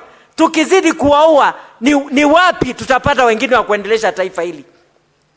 Mimi nasema hivi, kama mtu yoyote amefanya makosa, kuna koti, apeleko kotini ahukumiwe. Kama ni kufungwa, afungwe. Kama hakuna hatia, aachiliwe. Lakini kuuawa, hii jambo ninakashifu kabisa, kwa sababu hakuna haki ya mtu kupoteza uhai wake bila sababu yoyote. Na niyo mtoto peke yake ya wazazi wake. Hawa wazazi labda hata umri wao hawaruhusu tena kuwa na mtoto. Watapata mtoto wapi? Hata kama watalipa fidhia, hiyo fidhia watalipwa hailinganishwi na huyo mtoto. Na tunaomba haki itendeke hata kwa jinsi walipokufa kwenye taifa hili. Senator AC Okenyuri. Asante sana Bwana Spika kwa kunipa nafasi hii. Kwanza ningependa kutoa pole zangu kwa familia ya marehemu Albert Ojwang. Ni kisa ambacho kimenisikitisha mno Bwana Spika. Bwana Spika, sisi kama vijana tumeondoka nyumbani kwenye umaskini kuja mijini ili kujitafutia. Ni kisa kimenihuzunisha kuwa Albert aliweza kuchukuliwa na maafisa wale, na ripoti za upasuaji wa maiti zimeonyesha kuwa Albert hakujiua, aliweza kuuawa na maafisa wale. Singependa kujiunga na wenzangu ambao wananungunika. Bwana Spika, maafisa wale ambao walimbeba Albert kutoka kwao washtakiwe kwa makosa ya mauaji ili wasema nani ambaye aliwatuma kuangamiza kijana yule. Ni jambo ambalo linasikitisha Bwana Spika, kwa sababu kama vijana wa taifa watatendewa unyama kama ule, sisi viongozi tunabaki hapa tukinungunika Bwana Spika. Hii si hali ya kawaida Bwana Spika. Na mauaji ya wanablog yamekithiri. Sisi kama viongozi tumezoea kuwekewa makosa kwenye mitandao pale, lakini hatujawa wa hasira kiwango cha kutaka kuwaua wale ambao wanatutusi pale kwenye mitandao. Kwa sababu tuko kwenye nafasi za uongozi, mambo kama yale yakitokea, sio sisi kuchukua hatua kama zile. Kwa hivyo Bwana Spika, maafisa wale ambao walimchukua kijana huyu Albert kutoka nyumbani akiwa salama, washtakiwe kwa makosa ya mauaji ili waweze kuambia bunge hili na taifa kiini kikuu cha wao na ni nani ambaye aliwatuma kumwangamiza kijana huyu. Roho yake isilale pema peponi Bwana Spika, iweze kuwasumbua ambao wamefanya mambo hayo katika taifa hili. Asante sana. Senator Omtata. Mr. Speaker, sir, to begin with, I just want to read Article 238 of the Constitution, Clause 1.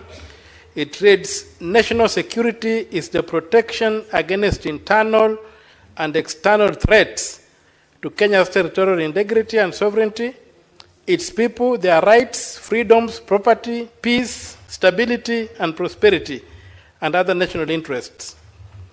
Clause 2A says national security is subject to the authority of this Constitution and Parliament. Parliament has the power to investigate this crime. And we have gotten to a point whereby we should form a parliamentary committee of inquiry to be guided by the inquiry.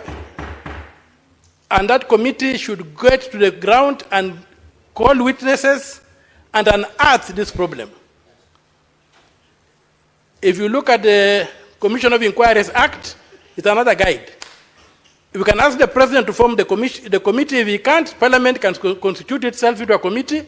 When J.M. Kariuki died, Parliament constituted a committee of inquiry, and there's a tradition in this House that we have been able to inquire matters like this. So given the weight of this matter, my submission is that Parliament should investigate this matter. The police have nothing to investigate. Yes, please. Senator Omtata, would you wish to be informed by the Senator for Migori? Yes. You may proceed, Senator Eddy. Mr. Speaker, my brother, Senator Omtata, has called for the formation of,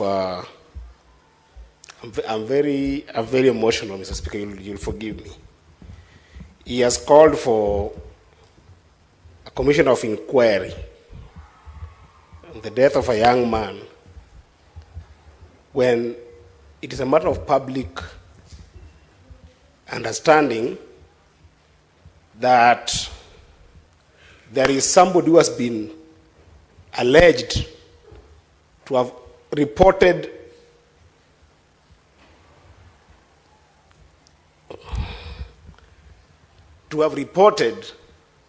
that Ojwang had published something about him. How does the justice system work, Mr. Speaker?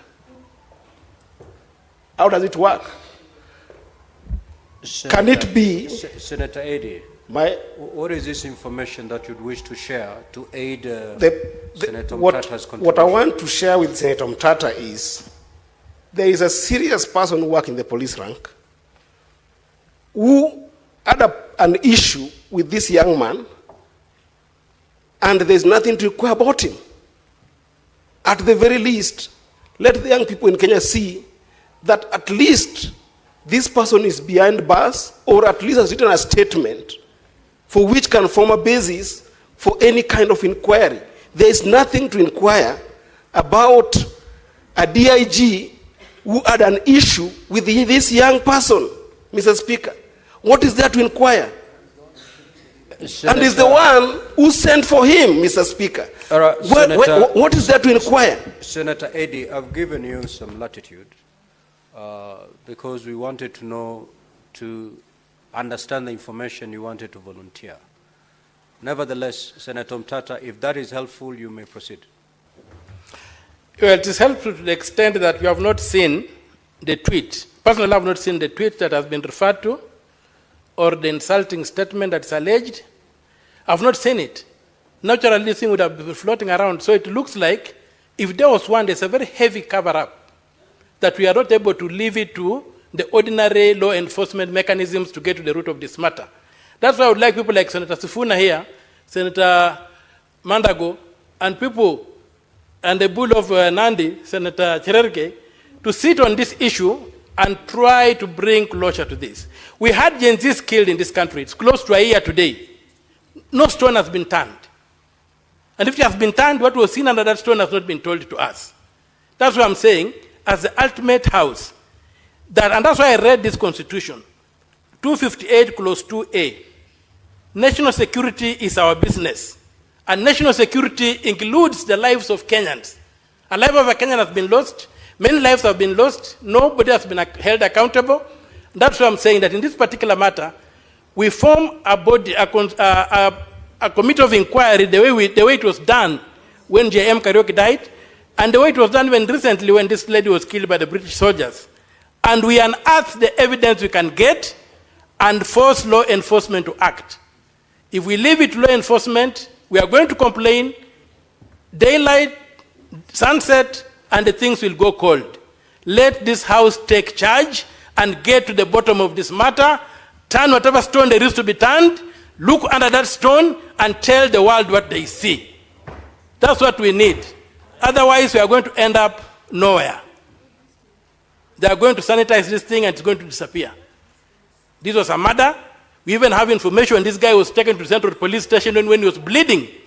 We would like these people to have a forum where they can come and tell us what they saw without fear of being victimized. That's why I'm asking for a parliamentary commission of inquiry. Thank you, Mr. Speaker. Senator Nderitu. Asanti Bwana Spika kunipa fursa hii. Kwanza kabisa nataka kuleta risala zangu za rambirambi na watu wa Laikipia kwa familia ya Albert Omondi Ojwang. Na nimpongeze Seneta wa Migori Eddie kwa kuleta taarifa hii kwa sababu wakati huu Bwana Spika kwa nchi nzima kuna tanzia kwa sababu ya kumpoteza kijana barubaru. Kijana ambaye alikuwa ana maono. Bwana Spika, na hii imekuwa ni kama kawaida kwa sababu inaonekana watu wanaongea na polisi, maafisa wa usalama wamezoea, watu wataongea watanyamaza. Bwana Spika, nasema hivi kwa sababu kuna taarifa ambayo tungetaka kujua kile ambacho kilimuua padre ambaye anaitwa John Maina Ndegwa wa Boyman. Vile vile taarifa kuhusu padre ambaye anaitwa Alois Cheriot Bet. Lakini Bwana Spika, ikiwa taarifa kama hizo huwezi kazipata, wanajua ya kwamba hata huyu kijana ambaye tayari tunaambiwa ya kwamba na maafisa ambao wanatuambiwa kwamba watafanya uchunguzi. Uchunguzi wao wa kwanza walisema ati katika seli Ojwang alijigongesha kwa ukuta. Bwana Spika, huyu Ojwang hakuna mahali kunasemekana alikuwa na ugonjwa wa kifafa ati alianguka.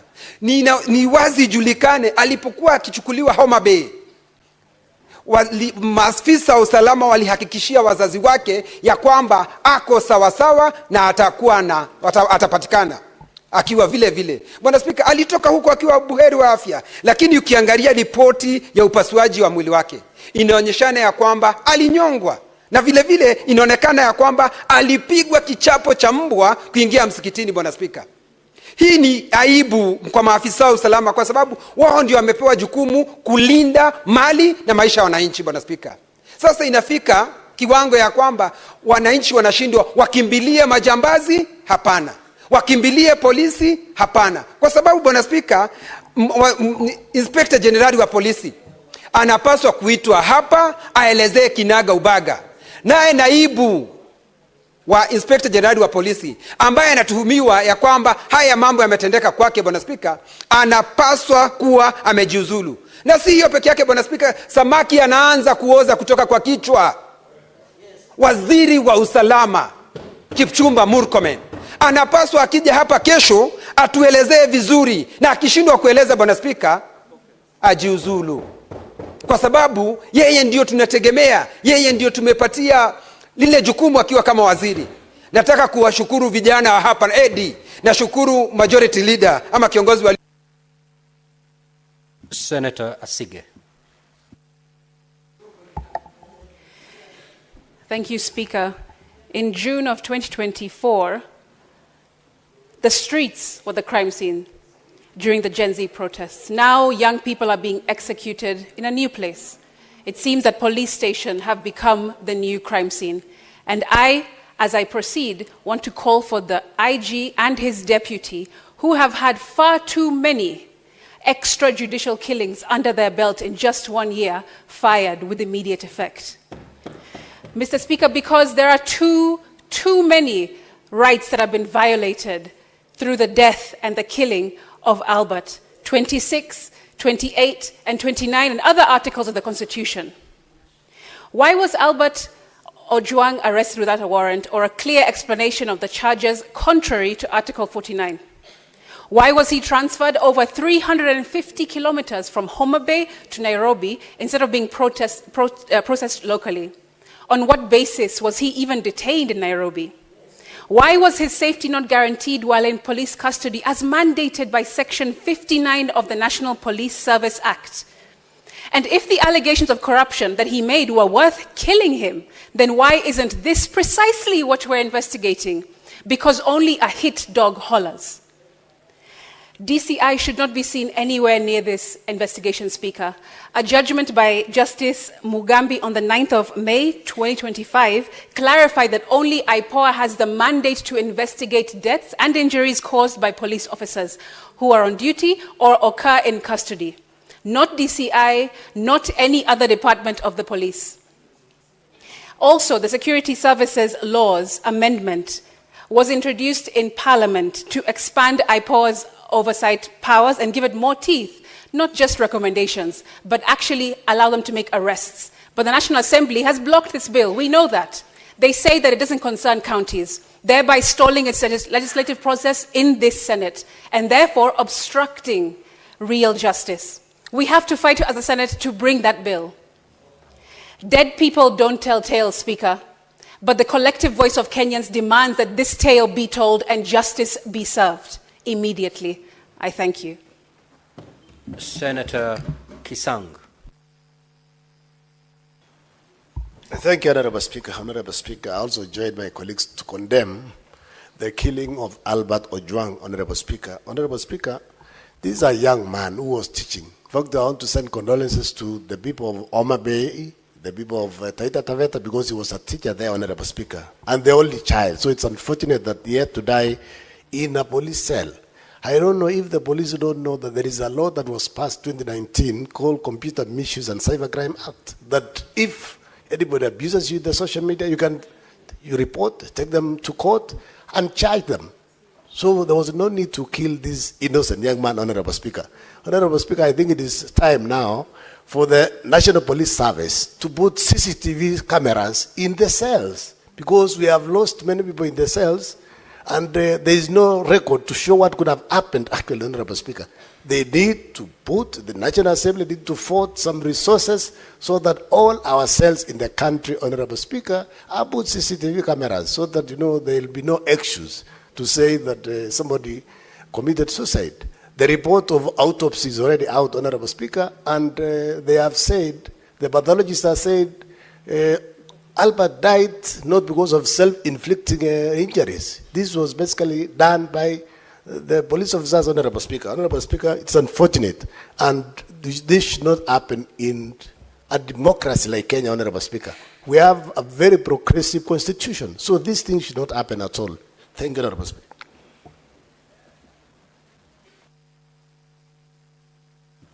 Senator Dulo.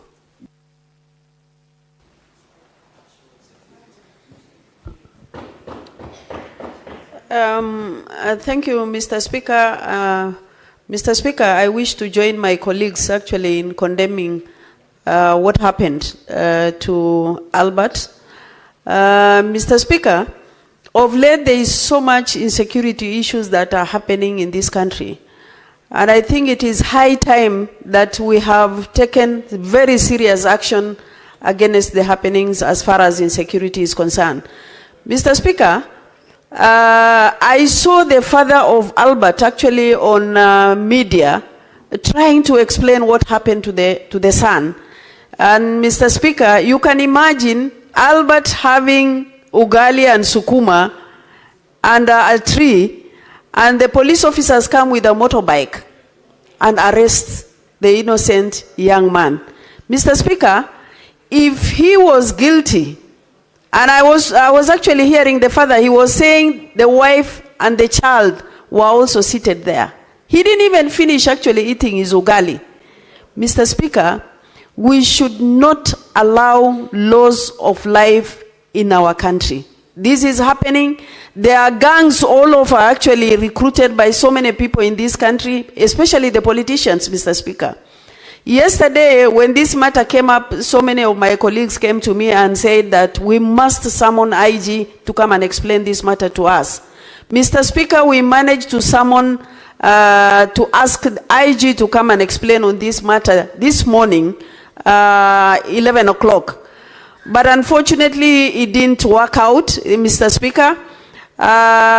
National Assembly has requested IG to appear before them on Thursday morning at 10 o'clock.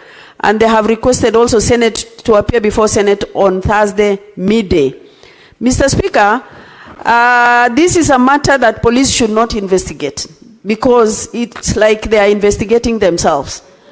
IPOA is in place. They should actually move with speed and ensure that investigation is carried out, and those who are concerned should be brought to books. Mr. Speaker, I request on Thursday midday, this should be the committee of the whole where we should be able to address all the matters affecting insecurity in this country. I thank you, and I pass my condolences to the family of Albert and the wife and the widow, the widow and the child. Mr. Speaker, this is a very serious matter that needs to be dealt with and put to a stop. I thank you.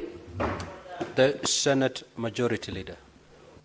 Mr. Speaker, on behalf of the people of Kericho and on my own behalf, I join the rest of the country in passing condolences to Albert Ojwang. Mr. Speaker, I've sat here wondering, beyond the things we say as legislators, what else? What happens next? The unfortunate thing, Mr. Speaker, is that we have abated this kind of crimes for too long as legislators. We want to sit here, get clips on TikTok and say, you know, I expressed my rage. Look at the house, it's virtually empty. Because people have shared what they want to say.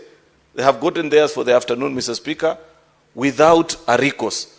Mr. Speaker, the motion that we passed here after the June 25th protest, if we had adhered to it, and our committees, and I've said this more than 100 times on this floor, Mr. Speaker, that there were specific things that we asked each of our committees to do.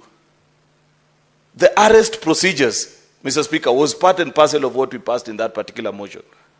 Mr. Speaker, the rights of protesters was part and parcel. If that had been addressed, Mr. Speaker, the young people of Angata Baragoi would not have been killed. If we had done the arrest procedures, Mr. Speaker, Albert Ojwang would not have been picked from Homa Bay to come here. And up to when, Mr. Speaker, do we want to be a house of lamentations? Let us be serious with our work. The people of our individual counties, Mr. Speaker, did not vote us in here to come and lament like them. We should be embarrassed. This is not a matter that we should even be addressing, Mr. Speaker, because we know for a fact that we have the power. If you, as a member of parliament, whine, what do you expect young people to do, Mr. Speaker? I want to urge ourselves that for once, let us take our duty seriously. Let us ask our committee on security to lead us into a conversation. In a sitting of the entire plenary, the same way the late Senator Yusuf Haji led us in this house, in a sitting of the entire plenary, when our 3 colleagues were arrested arbitrarily. But our Speaker, let us stop this hypocrisy of just speaking and going home. People are disappointed in our actions. I expect that Professor Ojenda, that you serve as a vice chair of this security committee, together with Senator Fatuma Dulo. You want us to speak about these issues until when? Surely, can't we lead the country into making the right decisions on how to handle protesters, how to handle arrested people, how IPOA, Mr. Speaker, can do their job without being interfered with, Mr. Speaker? Because last month they told us they are investigating those who kill people in Angata Baragoi. To date, we don't know who it is. How difficult is it to tell the country, even just to know, who are these officers that went for Albert in Homa Bay? Up to now, we don't know who they are.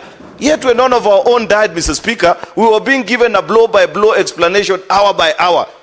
The life of Albert Ojwang is more important. Senator Professor Jen. Thank you, Mr. Speaker. Mr. Speaker, let me join colleagues to commiserate with the family of the late Albert Ojwang, but also, Mr. Speaker, to condemn in the strongest terms possible, though I'm the Vice Chair of the Security Committee in Senate, and to undertake, Mr. Speaker, that the committee, and the Chair has spoken, will go right to ensure that this matter is dealt with as by law required. Mr. Speaker, it is clear that under the Independent Police Oversight Authority Act of 2011, this matter must and ought to be investigated first by IPOA. And I'm glad that I saw the chair of IPOA, Commissioner Ahmed Isaac, together with the IG and the DIG and other police officers at the central police station, which was the crime scene. Mr. Speaker, two things that I want to point to, Mr. Speaker. Our colleagues in this House have this afternoon spoken and made a number of suggestions. The first suggestion, Mr. Speaker, is that this matter be dealt with by the commission of inquiry and a commission of inquiry appointed under CAP, Chapter 102 of the Laws of Kenya, the Commission of Inquiries Act. Mr. Speaker, since the law clearly spells out the role of IPOA under Sections 5 and 6, this matter would be best initially investigated by IPOA. And Mr. Speaker, unlike my colleagues who have come before me, it is important that every person in this process be investigated. It is also important, Mr. Speaker, that we do not at this point in time call upon the resignation of individuals, including DIG Lagat, who had filed a complaint, but to go to the depth of the investigation and establish who was responsible, who caused the death of Albert Ojwang. Mr. Speaker, the second point is this, that it is clear, Mr. Speaker, that a murder has been committed. A murder as prescribed under Sections 204 and 207 of the Penal Code of the laws of this country, and the police officers who are culpable or who are linked to this offense, those who are in charge of Albert Ojwang right from the time of arrest, must all be arraigned in court. We want to see action in the same manner and fashion as happened in the case of the late Ngondowere, so that we have action. It is not enough, Mr. Speaker, to call upon officers to resign before they investigate. Let us have a report that will come to us. But Senate, as we are saying, Mr. Speaker, will undertake its function under the chairmanship of the Senator Dulo, and me as Vice Chair. We will. Senator Tobiko.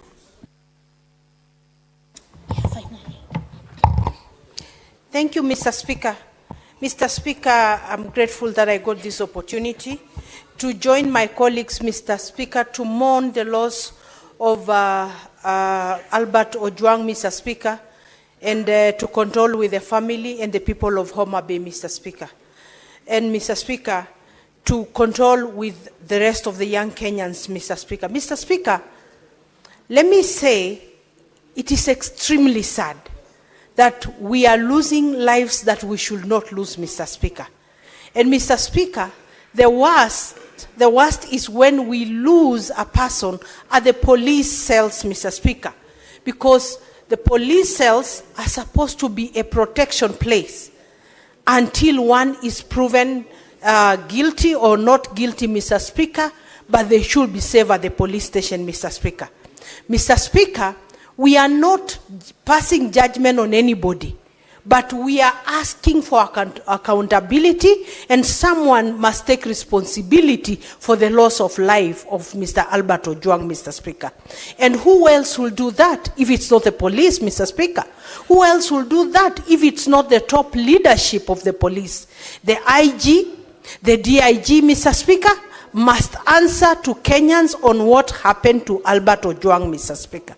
Mr. Speaker, and the President should keenly look at this case. It is coming immediately after a very warm reception at Homa Bay. There could be people also who are working to undermine the government, Mr. Speaker. The President should see what is happening at the police force, Mr. Speaker. IPOA should come through for Kenyans in this case, Mr. Speaker. Because, Mr. Speaker, we are not trusting the police to investigate themselves. Mr. Speaker, it is extremely sad that even our young people have lost trust in us, Mr. Speaker, because we continue to lose them in circumstances that we should not. Imagine a situation where the parent has this one child only, and they have lost that single child, Mr. Speaker. Imagine the pain of these parents. Imagine what is the future of that family, Mr. Speaker. Mr. Speaker, Parliament should now take its rightful place Mr. Speaker, to hold the executive accountable for what is happening in our country, Mr. Speaker. Mr. Speaker, it is sad, it is unfortunate, and we must apologize to Kenyans for letting them down, Mr. Speaker. We must now come through as an independent house that will stand for Kenyans, Mr. Speaker. Thank you, Mr. Speaker. Senator Tabitha Keroche.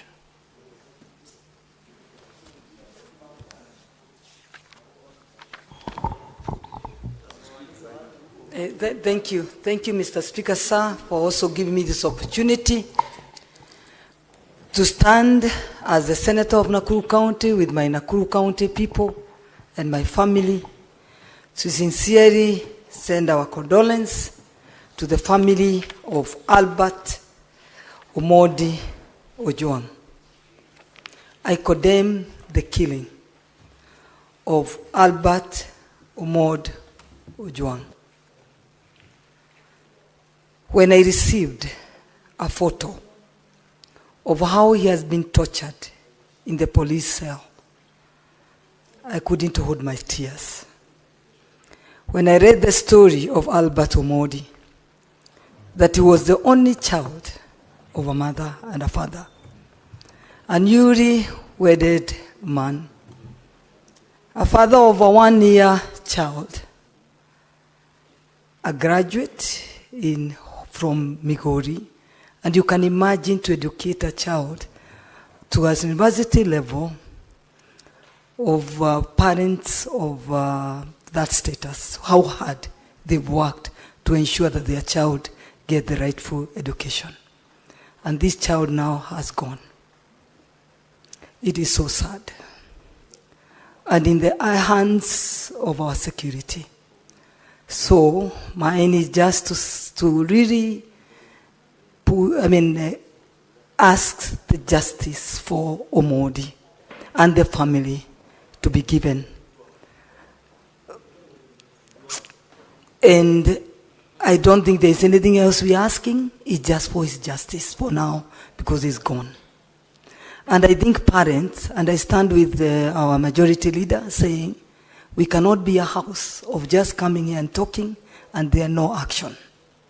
We parents have cried enough. I'm a victim.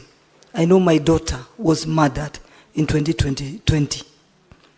And up to today, I've not gotten the justice that I'm pushing for. What does that tell? You can imagine Omondi now, they start their justice. And now, how long will it take for them to get the justice? So I think enough is enough. This house is the upper house, is to ensure such things now can come to a stop, to an end, where our children will not be killed, butchered, just because that they raise a voice of what they think or what they feel they should express their opinion. I think it's a high time. These people should know that they are even spoiling or damaging our government, which is working hard every day. And the rising security in Nakuru, I can't forget to say, the rising... Very well, Honorable Senator, your time is up. Now, Honorable Senators, this is a very weighty matter. Kenyans are asking questions, and justifiably so, and we owe them the answers. The patience of this country is being stretched beyond its elasticity. The Honorable CS of Interior is scheduled to appear before the Senate tomorrow morning for purposes of responding to 15 questions that have been requested or asked by Honorable Senators. I wish to give the following as a way forward. Because of the urgency of this matter, that the CS appears tomorrow. However, before he embarks on the response of those 15 questions, we will first have the House move as a committee of the whole to interrogate this particular matter After that session, then we can move to question time. While the CS is preparing to appear tomorrow, Secretariat informed the Ministry that tomorrow the CS must appear with the following persons: the IG, the Chairperson IPOA, the Chairperson Police Service Commission. Those are the persons who are supposed to accompany the CS tomorrow as we move into a committee of the whole. And thereafter, we can move with the question time as contained in the order paper. Next order.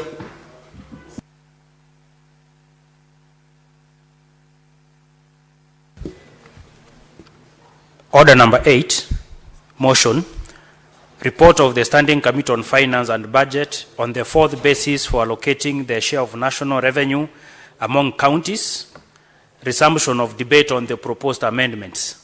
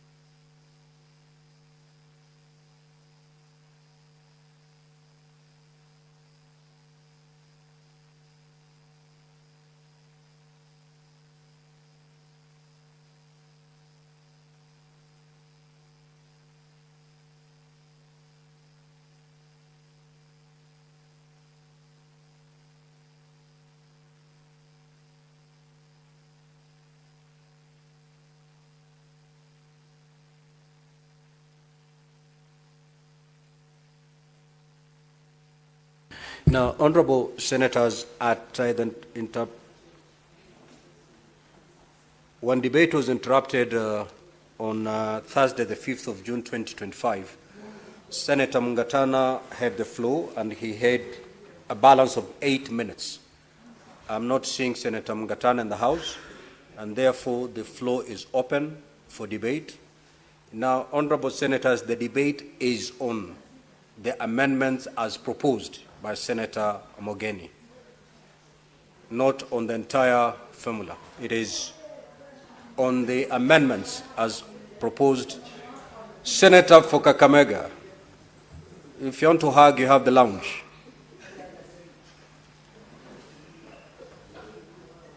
So, honorable senators, the debate that is supposed to continue is the debate on the proposed amendments by Senator Mogeni.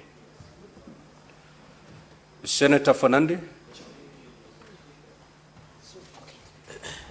Thank you, Mr. Speaker. I rise to speak to the amendment by Senator Okongo Omugeni.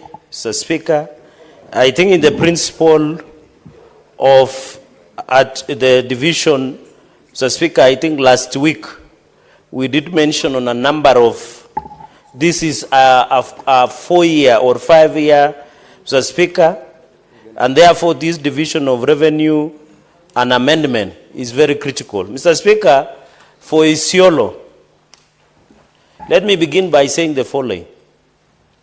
Mr. Speaker, this is a house of equity. That is why the vote of Nairobi and the vote of Nandi and the vote of Kakamega and the vote of Elgeyo Marakwet, Mr. Speaker, is subjected to principle of equity, Mr. Speaker. This amendment that has been brought by Senator Okongo Omugeni, and I wish he would be listening, Mr. Speaker, this amendment that has been brought by Senator Okongo Omugeni on 4.46 billion to be shared to 11 counties, Mr. Speaker, Isiolo, Lamu, Elgeyo Marakwet County, among others, is in the principle of equity that we want to see, Mr. Speaker. Mr. Speaker, I wish Senator Okongo Omugeni would be listening, including Embu, Mr. Speaker. I wish the mover of the amendment should be listening. Mr.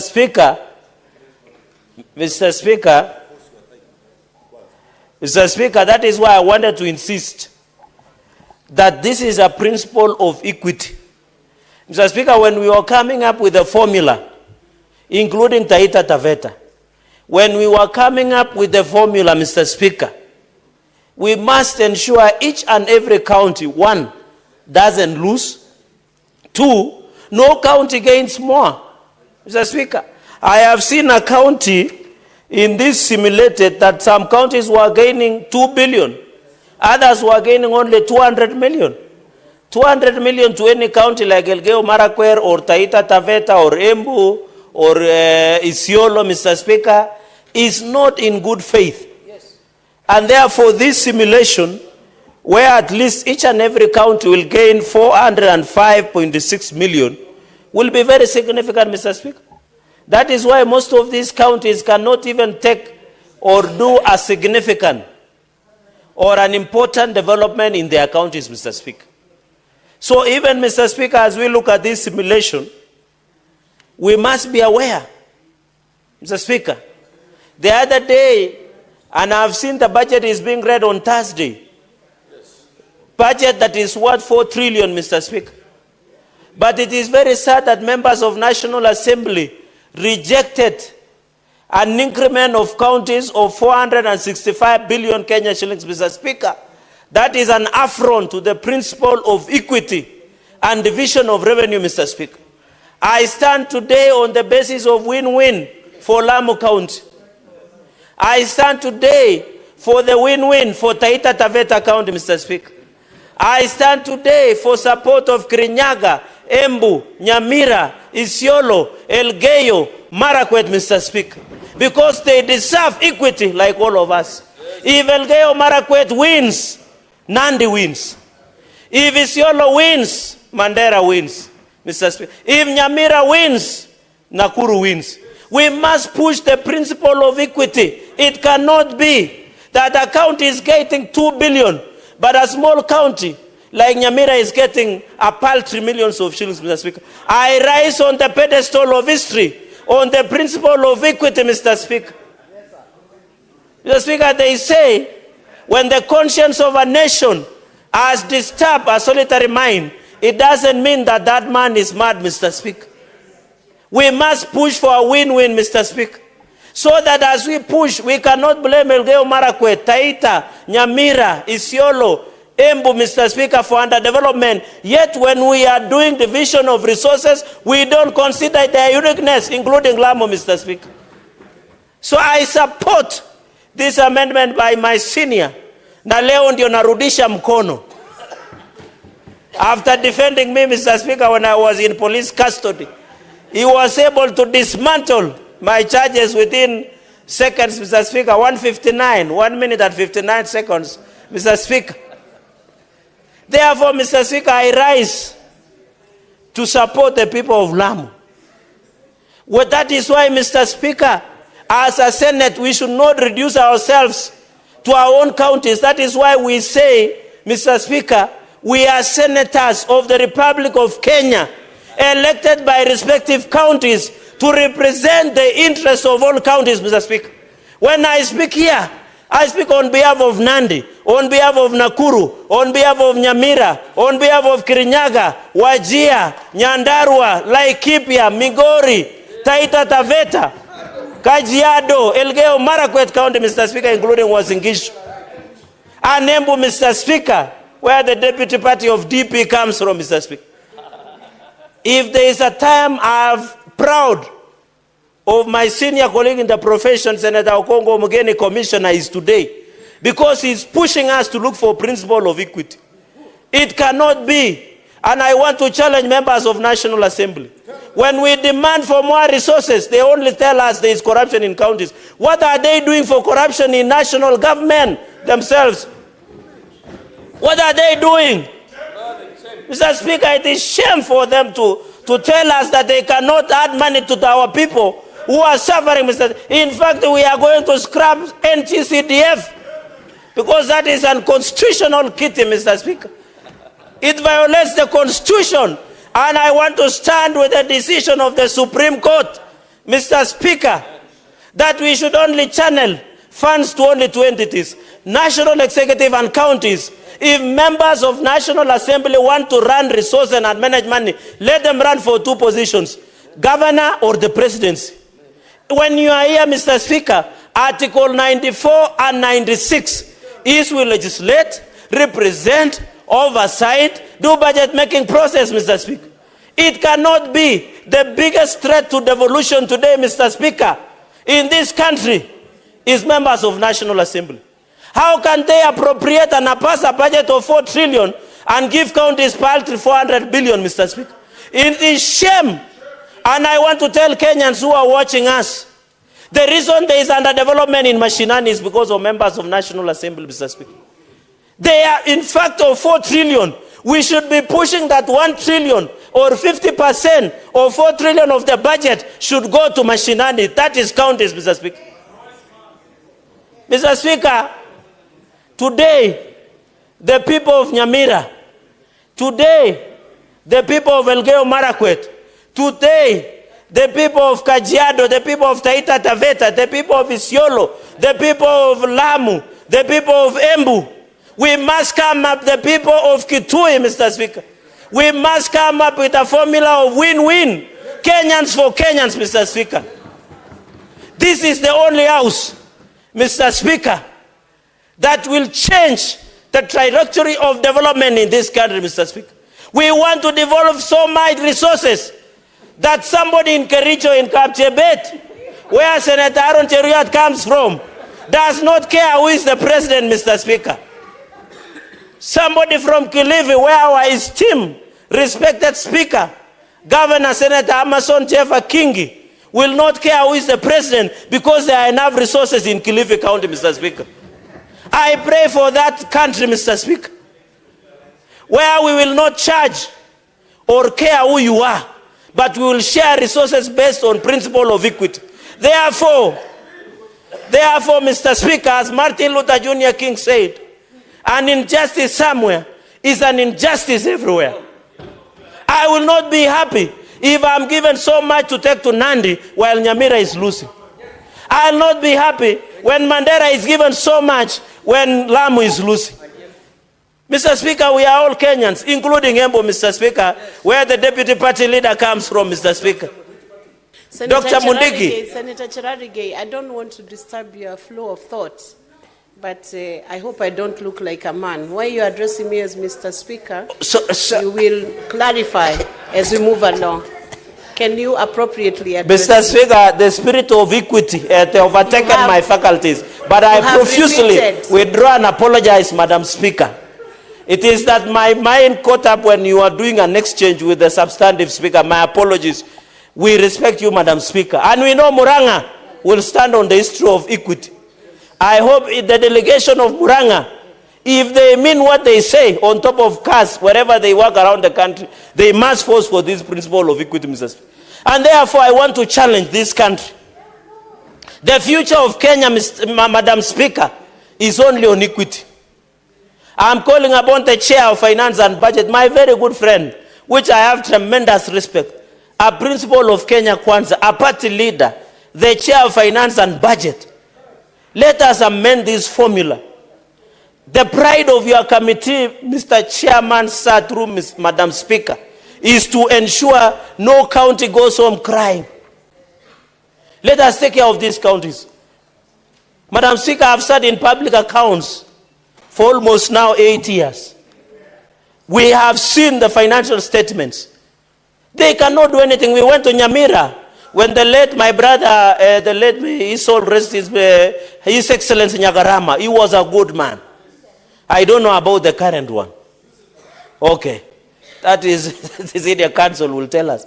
And we visited, and they were only begging for it, was it 100 million to complete? Can you believe? While we are giving counties, even, Madam Speaker, we need also to look at their own source revenue. A county like Nairobi, the CRA revenue potential of county of Nairobi is 63 billion. We are giving it close to 20 billion. They have a pending bill around 120 billion, Madam Speaker. We must also the mover of this amendment, Senator Okongo Omugeni, we must also ensure, and I want to appeal to the Finance and Budget Committee, you cannot compare revenue potential of Nairobi City County and Nyamira, despite that they are growing tea. But I'm saying, even as we talk, Nyamira grows tea and Nandi. Are you aware our tea prices cumulatively per kilo has even fallen down? Now it is 19 shillings per kilo of tea. 9 shillings is being taken by Muchunaji Chai. 10 shillings remain with the farmer.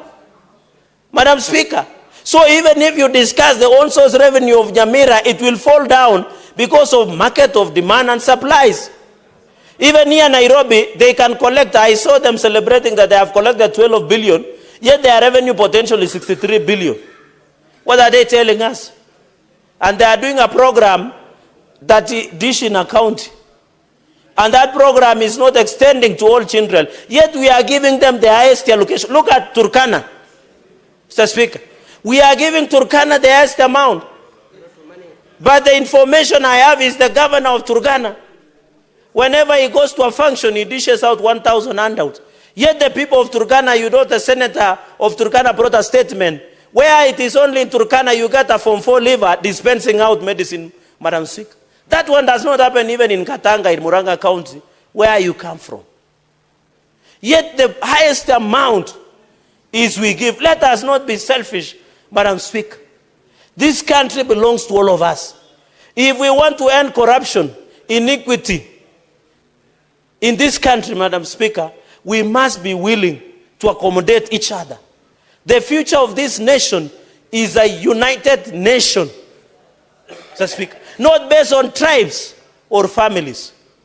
Whether you want to call yourselves cousins or wherever, Madam Speaker, is we must look at the bigger picture.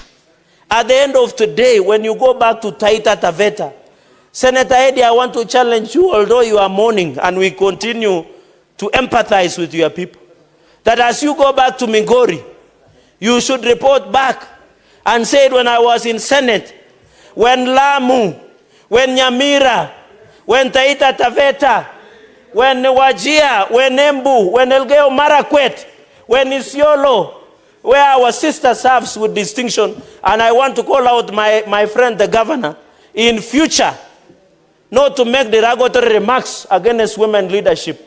I would have expected even women from this house to protest. She did. Yeah, in fact, Senator Dulo should be listening to this. I think she is busy because of issues of insecurity, Madam Speaker. We cannot allow governors to make derogatory remarks against esteemed ranking member of the Senate, and we demand apology. And you know, Senator, the governor of Isiolo, Madam Speaker, is a good friend of mine. I have also expressed his displeasure. And he confirmed to me that he has withdrawn, but I want a formal apology. He has not withdrawn. Senator Cherarige, would you wish to be informed by Senator Omugeni? Yeah, today I am free to be informed by Senator because he's doing a good job. Okay. Senator Omugeni, you can proceed. I wanted to inform Senator Fornandi, who is doing very well this afternoon, that he should inform the governor of Isiolo that through this formula, the good lady, our ranking senator, is actually going toward Isiolo another 400 million through the effort of Senator Dulo. So what the governor should be doing is actually to appreciate and acknowledge the good work of Senator Fatuma Dulo, not to all abuses at our senator here, chair of security. Thank you, Senator Omugeni. Senator Cherarige, you can proceed.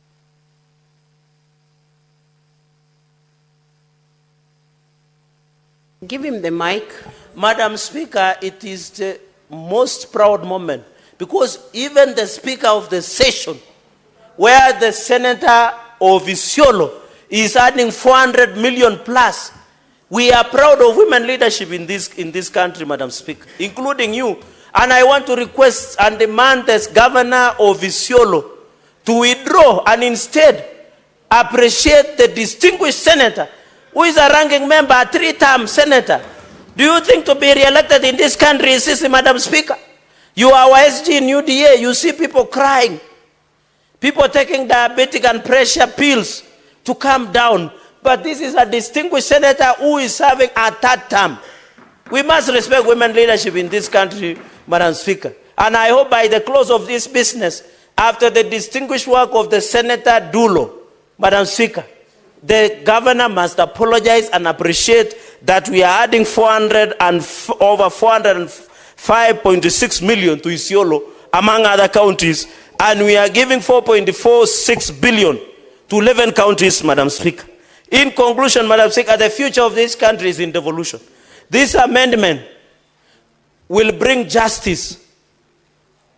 Madam Speaker, I want to request members of the Senate, especially head of delegations, including my brother, the minority leader, including Kamau Murango, the distinguished senator of Kirinyaga, who is the next governor of Kirinyaga, including the governor, incoming governor of Kitui, Governor Bishop Enoch Wambua. Madam Speaker, the formula we passed today, including Senator Chute, who I see is restless today, including Senator Kisang, the formula we will pass will run for 5 years. We must think through it. We must think through it. Let us not rush. In the last session, Madam Speaker, we stayed almost 6 months to agree to pass a win-win. At that time, there were senators for Kenya, Senator Matzayo and Senator Wambua were Kenyans, me and Senator Nderito, and I am told the financier and the engine of that moment was Governor Mandera, the distinguished senator. Captain Ali Roba was the leading one, the onslaught. Me and Senator Kinywa, Madam Speaker, were 1 man, 1 vote, 1 shilling. But today we are saying let the entire country win. Let us win as a country. Let us win as a country. Senator Cherarigei, hold on a minute. There is a point of order by Senator Ali Roba. What's your point of order, Senator Madam Ali Speaker, Roba? Madam Speaker, the Honorable Senator Cherarigei has referred to me as financial. That time, I would like him to substantiate as to the truthfulness of the statement he has made. In terms of that, because it might send a bad signal out there. I wasn't in this chamber last Senate, Madam Speaker. Senator Cherarigei, you have alluded to an allegation that he was a financier. We do not know what he was financing. Please clarify.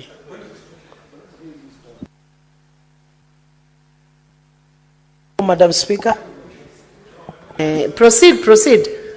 You can substantiate. Madam Speaker, I didn't say he was the one financing the formula. He was not the one financing. I was saying he was the beneficiary of a win-win that we did that time because Mandela was losing. So it was just a question of grammar. I think grammatical errors. Okay. I meant the beneficiary, not the financier. So let's proceed. Madam Speaker, admitted that. Madam Speaker, as I conclude so that I can sit ground, I support this amendment with all my body organs. Madam Speaker, I am very sure as a leader, I want to see equitable development across the country. Some of us in future will aspire for higher seats in this country. I want one day when I'm in Nyamira, Senator Okongo Omugeni will tell me, because of the decision that you voted, this is what we have done.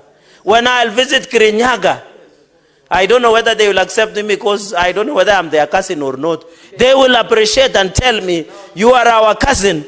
This is the money you voted for. This is what we have done. I want when I visit my neighbors, Elgeyo Marakwet, Senator Kisang, Senator Taita, my Vice Chair of County Public Accounts, Senator Mwaruma Mwalimu, will tell me, now I'm the governor of Taita Taveta, and this is what we have done. I want when I visit Wajir, I visit Senator Dulo. Madam Speaker, I support this amendment with all my faculties, and I thank you, Madam Speaker. Thank you, Honorable Senator.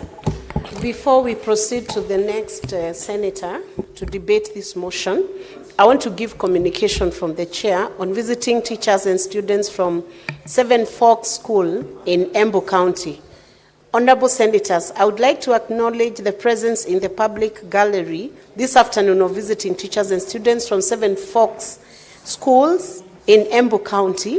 The delegation comprises 177 students and 9 teachers who are in the Senate for a one-day academic exposition.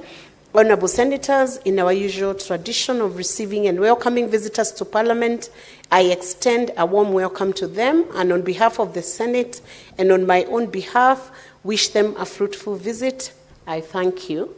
Senator Mudigi from the great county of Embu. Asante Bi Speaker kwa kunipa nafasi niweze kukaribisha shule ya Seven Forks Primary School katika Mbeere South, Embu County, na pia katika county 47 wakati wile county inajulikana sana. Yangu ni machache ni kuambia watoto wa Seven Forks, karibuni sana muweze kuangalia yale tunatenda hapa. Wakati mmekaa dakika nyingi, muweze kuona yale mambo tunatenda hapa, mambo ya kuangalia mambo ya vile mambo ya security na vile tunaongea ndio county zetu iweze kupata pesa. Bi Speaker, yangu ni kuambia watoto na kusema Senate, ile pesa tunasema hapa ukienda kama Seven Forks, ile shule imejengwa na Kengen, na unakuta pia iko na bahati, lakini sile siko area hiyo iko na shinda. Na ndio mara mingi Bi Speaker tumekuwa tukisema walimu wale wanaweza kusomeza ile area kwa sababu ni area haina maji, haina hospitali, haina chochote. Tumekuwa tukisema mambo ya handship isiweze kuondolewa, na pia pesa kama sile tunasema kama ile mbili ya homogeny senator ambaye tunasema county zote siweze kuongezewa pesa, ndio county ya Embu iweze kupata pesa kama sile, ndio kama kule kama ni parapara, kama ni hospitali, kama ni mambo mengi ya agriculture iweze kuendelea vizuri. Kwa hivyo naweza kusema watoto wa Seven Forks hapa mkiweza kukaa vizuri na musikise mambo ya walimu, muweze kujiepusha na mambo ya dawa ya kulevya, mambo ya pombe. Wakati mwingine miaka itakayokuja ninyi mtakuwa maseneta, ninyi mtakuwa speaker, ninyi mtakuwa wenye wabunge na mtakuwa kila kitu. Kwa hiyo Bi Speaker, na wakaribisha na ni asante. Mkirudi nyumbani Embu County muende na salamu, na pia mpalikiwe, muende safari njema. Asante Bi Speaker. Thank you, Senator Mudigi. Senator Okech Edi Gishero, Migori County.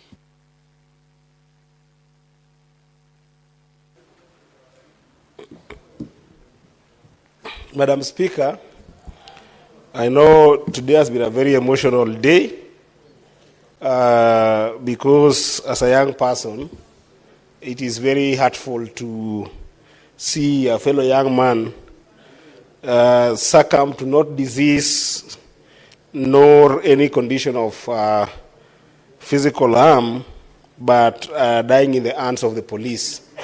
And Madam Speaker, before I just contribute here, I wanted to thank Mr. Speaker so much for the kindness he had extended and the urgency he has put on the matter of the death of Albert Ojwang by making sure that the CS as well as the officers who are charged with our security can be in this house tomorrow. And I wanted to urge all my colleagues, senators, that this is the time that the nation needs you most. This is the time that tomorrow we should not have a quorum hitch or even delay of debate and engagement, that the house tomorrow, all senators should come on time so that you can be able to interrogate the matter of Albert Ojwang at 9 a.m. We'll be here so that by 9:30 when the house rises, then we can be able to deal with that issue. And I want to thank all the senators for taking this issue seriously and the comments that you have made, and as well as I do extend my heartfelt condolences and my sympathies to the family of Albert Ojwang. I know I'll try and control my emotions so that I can be able to contribute on this equally important matter, the matter of the formula for which we push forward to be able to share resources among counties. Madam Speaker, I am a member of Finance and Budget Committee, and I was part of the team, therefore, that tried to think about what would be the best fourth basis formula for us to be able to share the resources that we have for counties horizontally. And Madam Speaker, while there were a number of suggestions by the CRA on the matter of sharing revenue, we felt very strongly that it's important that we have one parameter.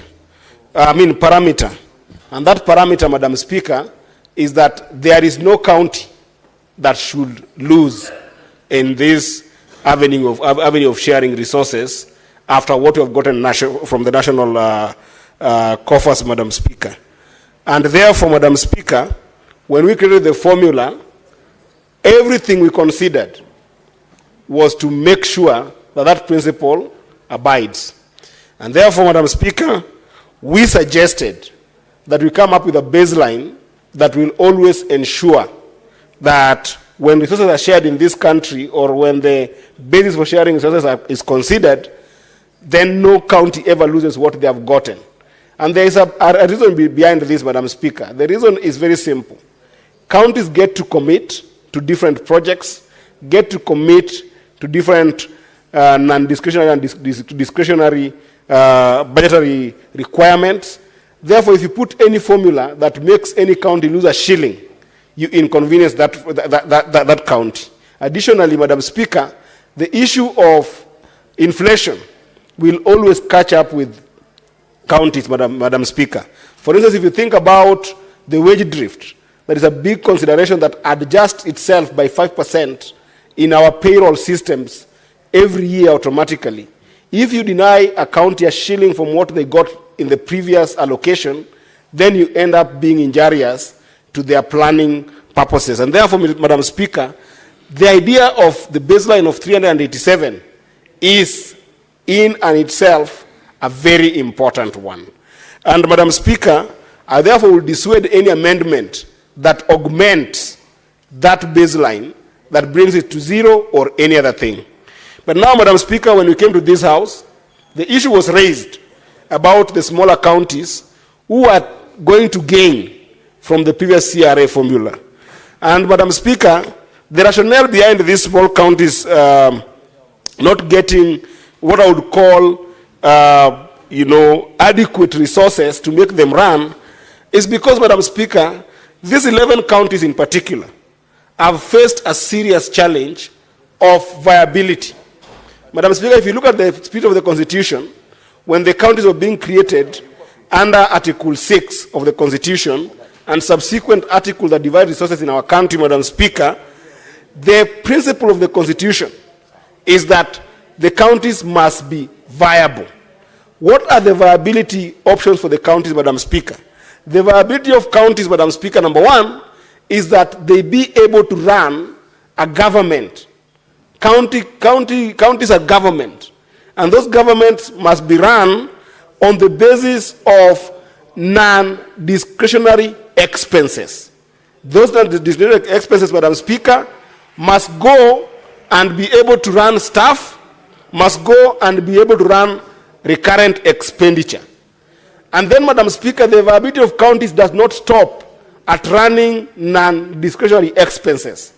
A county is only viable, Madam Speaker, if after employing people, the county can, one, provide services to its constituents, and two, can be able to have some sort of development to its constituents, Madam Speaker.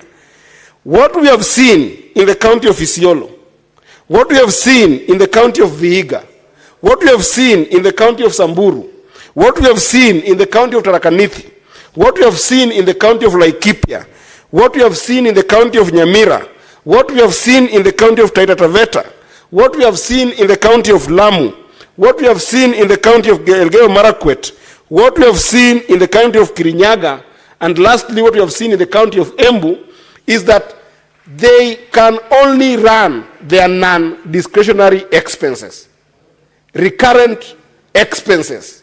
So they are sent money to these counties, and the money in whichever formula it is shared is so small that they can only be able to finance salaries, Madam Speaker, and run vehicles, and run utility bills.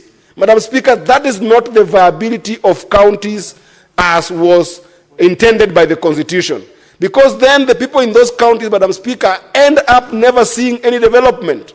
So, by virtue of not giving them enough and adequate resources to be able to run services and to be able to run development budgets, Madam Speaker, we end up only giving money to individuals in those counties who, if they misappropriate the non-discretionary expenses, Madam Speaker, then we are only really creating 11 billionaires every 5 years in those counties in the form of governors. So this is a rot in the, the redistricting, or rather the formula that was used to draw the counties, Madam Speaker, by using the 1992 districts, and that rot cannot be corrected by simple element of delineation. It can be corrected by finding a formula that can be able to enable those counties get monies to run budgets for development and run budgets for services. And therefore, that is why when we got here as a finance and budget committee and listened to senators, the senators did propose that in lieu of that problem, let us seclude about 2 billion to make sure that we give these counties, and if possible, pass a law to ring-fence that money to go to development of those counties. Now, Madam Speaker, the reason for this amendment by Senator Mogeni from Nyamira is that that which is being ring-fenced of 2 billion, which every county will get an average of about 181 million, is not adequate enough to cushion development. It's not adequate enough to cushion service delivery. Now, we understand that. However, the proposal of 4.46 billion, Madam Speaker, I think might be edging it too far. Reason being, there is no scientific formula that guarantees all the county governments which part of the money they receive they put for development. So while I agree with the principle that we need to add just a little bit more money above the 2 billion, I think that 4.42 might be prohibitive to a conversation with other delegations from other counties. So for us to be magnanimous with these counties, I want a way forward. And I want to plead with the senators. First of all, the 11 senators who have brought this amendment through Senator Mogeni, and then the other colleagues from other bigger counties. Why can't we make it 3 billion? I think 3 billion can be a compromise that allows for proper ring fencing, money for development for these counties, but also that is not prohibitive enough to make us not pass this for this formula this week. Because, Madam Speaker, there is urgency in passing this formula this week. And I'll tell you why. While we are fighting for 387 billion, there's a bigger conversation about costing of county functions, Madam Speaker. And we have never sat as a Senate so that we use the instrument of costing county functions as a conversation between us and the national government. So we need to pass this formula by urgency this week, and then we retreat, prepare, come back to fight with the national government on how much must counties get. The issue of DORA is the next conversation that we must now invite all of us. And when we're going to that table of fighting for that money, Madam Speaker, we must go all of us. We must not have some senators from the 11 counties crying this other side, while the senators from the 36 counties also crying on this other side. We must move together. So I think that togetherness, let us all agree that, yes, the 2 billion is small, but 4.46 might also be on the higher side. Therefore, Madam Speaker, I want to plead with my colleagues. Let us make it 3 billion. And let us not debate it further. Let us sit down, get the 3 billion to these smaller counties, give them the power to be able to run development, reinvest that money for development, and then now we start talking about the 465 billion. That's the bigger cake. Even if we give these counties 3 billion, Madam Speaker, it will barely be enough for development in Lamu. I have passed through the places like Nyamira, Madam Speaker, when I went to visit my brother, there's Senator Mogeni. Things like water are still a dream to people in those areas. If you're not close to any stream of water, Madam Speaker, then women still wake up very early in the morning in Nyamira. Wake up very early in the morning in Vihiga. I visited Senator Sotsi, Madam Speaker. Wake very early in the morning in the counties of Samburu, Madam Speaker, to go and fetch water. This money won't be enough for them. Even if you were to give them 4.46 billion, Madam Speaker, that won't be enough to solve the problems in Nyamira. It won't be enough to solve the problem in Elgeyo Marakwet. It won't be enough to solve the problems in Embu, Madam Speaker. We were sent here to fight for counties to get resources adequate enough to make the devolved functions work. They cannot work at 405 billion, Madam Speaker. They can only work if we fight to make sure that counties get 465 billion, Madam Speaker. It can't be that yesterday I saw the Minister for Finance, the CS for Finance, talking very proudly about allocation of billions of money to the national government to deal with healthcare, to deal with primary healthcare, to deal with issues of water, and giving the ministry over 100 billion. Yet these counties are left here, Madam Speaker, to fight over 47 billion to deal with a devolved health function. This we cannot accept, Madam Speaker.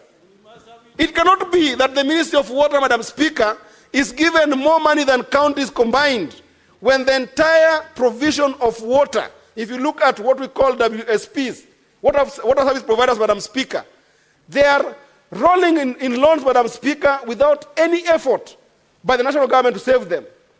Assets have not been transferred to these water service providers, Madam Speaker. They don't even have proper asset register because, Madam Speaker, the national government has not agreed, has not accepted to transfer those assets to them, Madam Speaker. The moment we allow that every year we are going to be given a budget in this house that keeps on funding devolved functions and funding them to the ministerial department and agencies, Madam Speaker, we are doing a disservice to all these devolved functions, Madam Speaker. If the National Assembly, if the National Treasury want to have a conversation with the Senate that is genuine about making sure that there is service to the people, that conversation must stop at what is the real cost of running functions in this county, Madam Speaker. What is the cost of running policy functions when it comes to health care, and cost of running referral hospitals when it comes to health care, which are the only two functions given to national government, vis-a-vis running public health issues, running our hospitals, running primary health care, Madam Speaker, running SHA. All these things must go to counties. So I want to urge you, Madam Speaker, as I support this amendment, let us quickly move to agree on a position which I have proposed to be 3 billion. Let us support our brothers from smaller counties and then go and fight for more resources. And those resources, Madam Speaker, we must fight for them starting next week. Therefore, let's pass this formula this week and let's face the national government on the issue of 465 billion that must go to counties, Madam Speaker. And when we finish that fight, Madam Speaker, the next fight is going to be fighting with governors on accountability and corruption. We can't fight for 465 billion to go to counties and then governors go and waste it by having fleet of vehicles around, by building themselves into billionaires, so that every single 5 years we are creating 47 billionaires in these counties in the name of governors. It must stop. So yes, we are going to fight for our people to get money, 465 billion, but when we finish, we are coming for governors. They must stop the scourge of corruption in the money we are sending to our people in the grassroots. And that fight will come next week. And therefore I support Senator Mogeni with that adjustment, that if it so suits the 11 senators, let us stop it at 3 billion, let us move forward together, and let's start the fight for DORA next week. With that, Madam Speaker, I thank you for the opportunity. and I support. Senator Kinyua. Asante Bi Speaker kwa kunipa fursa hii. Kuanzia mwanzo Bi Speaker, nataka kuunga mkono mswada wa marekebisho ambao umeletwa na Senator Okongo Omugeni. Bi Speaker, ni wazi na ni dhahiri shahiri ya kwamba fedha zinapaswa kufuata majukumu. Majukumu mengi yamepelekwa katika gatuzi zetu Bwana Speaker. Lakini Bwana Speaker, gatuzi yoyote ambayo inapata chini ya shilingi Bi Speaker, gatuzi yoyote ambayo inapata chini ya shilingi bilioni 6 inakuwa ni vigumu sana Bi Speaker kufanya jambo lolote, si kutengeneza barabara, si kuweka dawa katika hospitali ama kutengeneza shule za chekechea. Lakini Bi Speaker, mswada huu ambao umeletwa, marekebisho ya mswada huu ambao umeletwa na Okongo Omugeni, kwanza kabisa nataka kushukuru mwenyekiti wa kamati ya fedha ambaye ni Senator Roba kwa nia njema waliokuwa nayo walipokuwa wakishabikia mswada huu na kusema ya kwamba kaunti zitaongezwa, kaunti zilizo ndogo na ambao ushuru wake ni mdogo zinapaswa kupata kuongezewa bilioni 2. Bi Speaker, mswada ambao umeletwa siku ya leo unasema ya kwamba tuongezewe kaunti ambazo ni ndogo, hizi 11 ziongezewe bilioni 4. Bi Speaker, Bi Speaker, tukifanya kazi tukiwa wote kama vile tulivyofanya wakati wa seneti iliyopita, tuliweza kuongeza takriban bilioni 50 kwa mpigo Bi Speaker. Kwa hivyo hata wakati huu sina shaka pangu rohoni, tukifanya kazi tukiwa pamoja tunaweza tukaongeza hela hizi ambazo zinakuja katika gatuzi zetu. Bi Speaker, sisi kama seneti tulisema tungetaka bilioni 465, lakini bunge la kitaifa Bwana Speaker, kwa ujuzi wake ama kwa ukosefu wa ujuzi, wakasema ya kwamba pesa ambazo tunapaswa kupata ni bilioni 405. Bi Speaker, hawaelewi majukumu ambazo ziko katika gatuzi zetu. Bi Speaker, mambo ya barabara. Bi Speaker, kaunti nyingi unapata mambo ya maji zimepelekwa katika gatuzi zetu, afya imepelekwa katika gatuzi zetu. Mimi nilidhania wanapaswa kukubaliana na sisi kwa sababu sisi ndio tunajua mambo ya gatuzi zaidi. Lakini Bi Speaker, hata nikiendelea kuongea hivi, nataka kukubaliana na hizi hela ambazo zimependekezwa na mswada huu wa Okongo Omugeni, fedha za kudhibitisha county. Bi Speaker, tukubaliane na vile ambavyo seneta ambaye ni wa Migori Eddie Okech, nimeangalia nikaona walikuwa na nia njema na wakasema bilioni 2. Lakini bilioni 2 ni kidogo zaidi Bi Speaker, na majukumu ni mengi. Kwa hivyo nataka kukubaliana na Senator Eddie vile ambavyo yeye anasema ya kwamba angalau tuongeze kwa bilioni 1, tuseme hizi county ambazo ni county ambazo zinasemekana ni ndogo ziongezewe shilingi bilioni 3 ndio tuweze kuwa na mapatano Bi Speaker. Na tukifanya hivyo itakuwa ni jambo ambalo litasaidia gatuzi zetu kwa mambo ya ukulima, kwa mambo ya afya, kwa mambo ya barabara na masomo, hasa kwa shule za chekechea. Bi Speaker, Laikipia ikiwa na shida kwa sababu iko katika Jamhuri ya Kenya kwa ukosefu wa pesa, utapata vile vile kaunti ya Nyamira itakuwa na shida, kaunti ya Homa Bay itakuwa na shida, kaunti ya Taita Taveta itakuwa na shida, kwa sababu sisi tumeunganika na sisi ni kitu kimoja. Kwa hivyo ninapoongea hapa ni vizuri Bi Speaker, hii nia njema tutembee tukiwa pamoja na tukubaliane ndiposa tuweze kupata hizi hela. Lakini tusikomee hapa Bi Speaker kwa kusema ya kwamba baada ya sisi kupata hizi hela zikifika katika gatuzi zetu unapata ya kwamba Bi Speaker, hizi pesa zinaenda zinafujwa, unapata kuna ufisadi, unapata kaunti kama ya Nyamira Bi Speaker, kuna vyumba viwili vya kufanya majadiliano katika gatuzi ya Nyamira. Kuna wengine wanafanya katika sebule na kuna ile ambayo imeketi katika mahali panapofaa. Hiyo ni ufujaji wa hela, Speaker. Kwa hivyo itakuwa ni vigumu kwa seneta wa Nyamira Okongo Omogeni kukaa hapa na kutetea hela ziweze kuongezeka Nyamira, lakini zikifika Nyamira tayari zimefujwa, kwa sababu inawezaje kuwa na mabunge mawili katika kaunti ya Nyamira na ilhali katiba imesema vizuri ya kwamba kutakuwa na bunge moja Nyamira. Kwa hivyo haya mambo ni mpaka yaangaliwe, na msihi Okongo Omogeni kwa sababu ameleta mswada huu akiwa na nia njema ya kusaidia Nyamira, lakini hela zikifika Nyamira zinatumiwa vibaya. Kwa hivyo Okongo Omogeni, baada ya sisi kupitisha mswada huu, sisi tutalivalia njuga mambo ya ufisadi, mambo ya ufujaji wa hela ambazo ni za umma. Speaker, vile vile tukisema kwamba hela zifuate majukumu, ukiangalia kama afya, Speaker, hela nyingi zaidi ya 70% zinabaki katika serikali ya kitaifa. Na ukiangalia katika serikali ya kitaifa, mambo ambayo wanashughulikia sana ni policy, na vile vile hospitali za kitaifa ni chache, ni 5. Mfano, kuna Mathare Mental Hospital, kuna Moi Teaching and Referral, kuna Spinal Injury, kuna Kenyatta.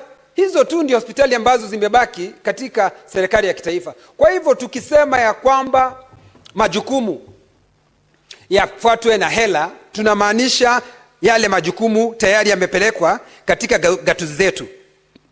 Speaker, kwa hivyo kwangu mimi, ikiwa tunaweza kukubaliana na tukubaliane halahala ndio kaunti zetu, kwa sababu wakati huu hela haziendi katika kaunti zetu.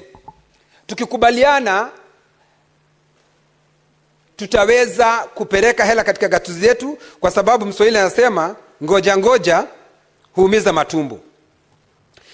Speaker, sasa tukiangalia, ningeomba kamati ambayo inaongozwa na mwenyekiti wa fedha Roba, ningependa kumsihi, lakini hela hizi ambazo tunagawana zikipita kiwango cha shilingi bilioni 415, tuweze kuongeza hela ambazo zinaenda katika hizi gatuzi ambazo zinasemekana ni ndogo, tuweze kupewa bilioni 4.6, Speaker. Kwa hivyo ninasema nini? Ninasema ya kwamba wale seneta watakaoenda katika kutuwakilisha katika ile kamati ya kuleta uwiano, tupeleke maseneta ambao wataweza kukaa ngumu, na ningeomba seneta wa Mandera Roba, kwa sababu yeye amekuwa akishabikia hayo mambo na ana uwezo, ujuzi na amebombea, awe mmoja pale ndio aweze kuenda kuleta kuweza kupeleka ujuzi pale, na aweze kuwaambia kinaga ubaga kisa na maana ya sisi katika seneti kutaka hela nyingi, kwa sababu kaunti zote za Jamhuri ya Kenya, Speaker, zinahitaji hela, na hasa hizi kaunti ambazo ni ndogo kama Laikipia, kama Nyamira, kama Elgeyo Marakwet, kama Taita Taveta, kama Kirinyaga, kama Embu. Hizi kaunti, Speaker, zinahitaji majukumu, kwa sababu zinahitaji hela ndio ziweze kujikimu na majukumu waliopewa waweze kuyafanya, Speaker. Kwa hivyo, Speaker, siku ya leo mimi nataka kuunga mkono mswada huu. Speaker, nimeketi nikasikia kwamba ati kuna kaunti ambazo zinaokota ushuru mwingi, kwa hivyo hapati kupewa hela. Mfano Laikipia, kwa sababu sisi tunaokota ushuru mwingi, hatupaswi kupewa hela zaidi. Bwana Speaker, huwezi ukamkata mtu mkono kwa kazi aliyoifanya nzuri. Sisi tunafanya kazi nzuri ya kuweza kuokota ushuru mwingi.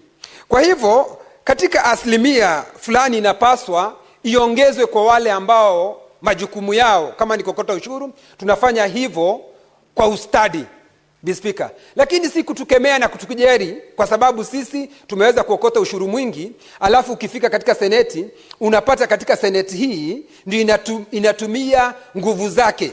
Kwa hivyo nakurai mwenyekiti wa kamati, mkirudi katika kamati, kuangaliwe asilimia iongezwe kwa wale ambao wanafanya kazi kwa ustadi, lakini si kuzawadi umaskini kusema ya kwamba wale ni maskini na wamekuwa katika gatuzi hizi, ati wale asilimia yao kubwa ni umaskini, ati wapewe hela nyingi kwa sababu wale ni maskini, ilhali wamekuwa katika gatuzi kwa miaka hiyo zaidi ya 12. Kwa hivyo Speaker, tunapaswa kuwa tuwatunze, kuwapa heko wale wanaofanya kazi ambayo wanapaswa kufanya. Speaker, nikimalizia nasema nataka kuunga mkono. Speaker, Order, Senator Halwale. Your conversation is so loud. Speaker, ni wazi tunapofanya hii kazi, hawa magavana wakiitwa katika seneti ndio waweze kuulizwa maswali, na haulizwi maswali kuhusu mashamba yao, haulizwi maswali kuhusu boma zao, wanaulizwa maswali kuhusu hela ambazo sisi wenyewe kama seneti tulijadili, tukatetea ndio waweze kuongezewa na kupelekewa katika kaunti zao. Wakiitwa wanapaswa kuja na waweze kujibu maswali, na hiyo ndio jukumu yetu kikatiba, kuuliza maswali tuweze kujibiwa, ndio tuweze kuwa sisi ndio macho ya wananchi waliotuchagua katika gatuzi zetu. Maseneta wengine wakiitwa wanaona magavana wengine wakiitwa wanaona wao ni kama miungu wa gatuzi walizotoka. Wanapaswa kuwajibika, Speaker, na kujibu maswali yale ambao wameulizwa katika seneti hii. Speaker, itakuwa ni kinaya kwetu sisi kuja hapa kuteta na kusema pesa inapaswa kuongeza, lakini baada ya wao kupata zile hela inakuwa sasa hawezi kuja, wakiitwa ndio waweze kuwajibika katika seneti hii. Kwa hivyo Speaker, siku ya leo, kwa sababu hili ndilo jukumu kwetu kubwa sana kama seneti, kulinda na kutetea gatuzi zetu. Lakini ikiwa kazi yetu itakuwa tu ni kutetea gatuzi zetu, lakini baada ya wao kupata zile hela, basi inakuwa ni vigumu tena sana wao kuja hapa kwetu.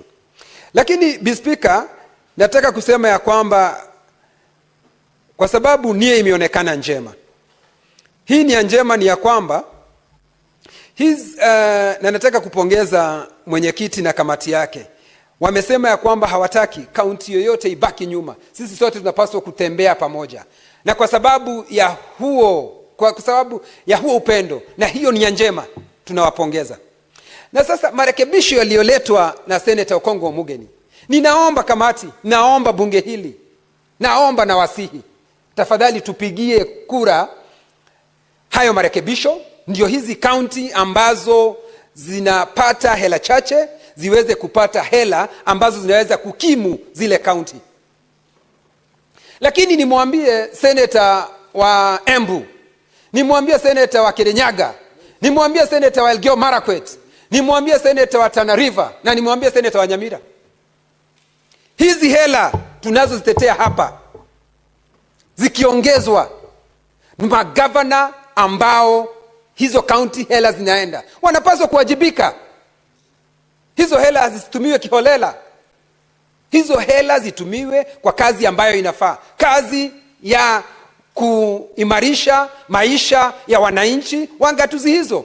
Hizo pesa hatuwapatii ndio waweze kujitajirisha wenyewe, ama pesa yao ya mfuko ndio mtu anatembea katika ile gatuzi. Mfano Laikipia, governor wa Laikipia anatembea Rumuruti, anatembea Ormoran, anatembea Doldor, huku akipeana pesa kiholela. Hizi pesa ni za maendeleo, hizi pesa ni za kuimarisha uchumi, hizi hela ni za kuimarisha uchumi katika gatuzi ambako hizo kaunti tunazipeleka hizo pesa. Hatutakubali Okongo Omugeni Senior Council, hatutakubali Eddie Okech, kwa sababu mimi nakubaliana na vile ulivyosema, vile ambavyo umesema bilioni 3. Lakini hizi hela zikitumiwa vibaya, tutakataa leo, tutakataa kesho, mtondogo na hata milele. Kwa hivyo nikimalizia, Speaker, niseme naunga mkono marekebisho yaliyoletwa na Senator Okongo Omugeni, na vile vile yale mambo ambayo Senator Eddie, kwa sababu yeye ni mwanakamati wa fedha, ule mwelekeo na ujuzi, mimi sikudhania Eddie ana ule ujuzi wa hela vile alivyoelekeza hayo maneno hapa. Mimi nataka kusema ule ujuzi ambao amesema hapa, sijui kama Okongo Omogeni alimsikia, kwa sababu amesema badala ya bilioni 4 na si 2, akasema akaja akasimama katikati. Nikaona werendi alionao. Na kwanza pole kwa sababu kumpoteza yule kijana barubaru ambaye ameuawa na hawa wakora ambao wanasema ni maafisa wa polisi, lakini wao ni wakora ambao wamemuua kijana huyo. Nasema pole, na tutasimama wima kutetea haki katika Jamhuri ya Kenya. Lakini tena nirudie, kwa sababu hapa ndipo nina uchungu. Hela hizi tunazopeleka katika gatuzi zetu, Bi Speaker, hizi hela tutazilinda kwa hali na mali, kwa uhai wetu na damu yetu. Kwa sababu ni uchungu, Bi Speaker, tunakaa hapa tunaongea kuhusu hela, hatimaye hizi hela zikienda katika gatuzi zetu zinaingia kwa mifuko ya watu. Okongo Omogeni, ningekuomba Okongo Omogeni, yes, I want to be informed. Proceed.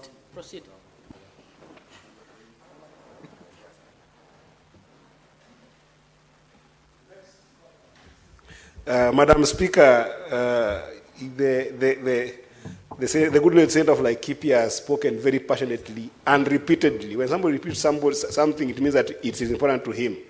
He has spoken and repeated the issue around wastage of resources in the counties. I wanted to inform him that in the committees that we sit in, the watchdog committee, I don't know whether he sits in one, we always have our partners come to those committees, and one of those partners is EACC. And the EACC should be in the forefront of fighting for mismanagement for our resources in the counties. And he should speak very strongly to the EACC, because we have never seen EACC rolling any head of governors, and we have seen Senate that does a very good job. What is the point of information? That in our that committees, he should use EACC? Yes, and okay. And they're in our committees as partners whenever we are doing watchdog committees. Okay. Asante. Hayo ni maarifa mazuri. Nisema tena, hayo ni maarifa mazuri ameniarifu kuhusu taasisi hii ambayo inapaswa kuchangamkia mambo ya ufisadi. Kwa sababu ufisadi, Bi Speaker, ndio kiegezo kikubwa ambacho kinafanya mambo yasitendeke.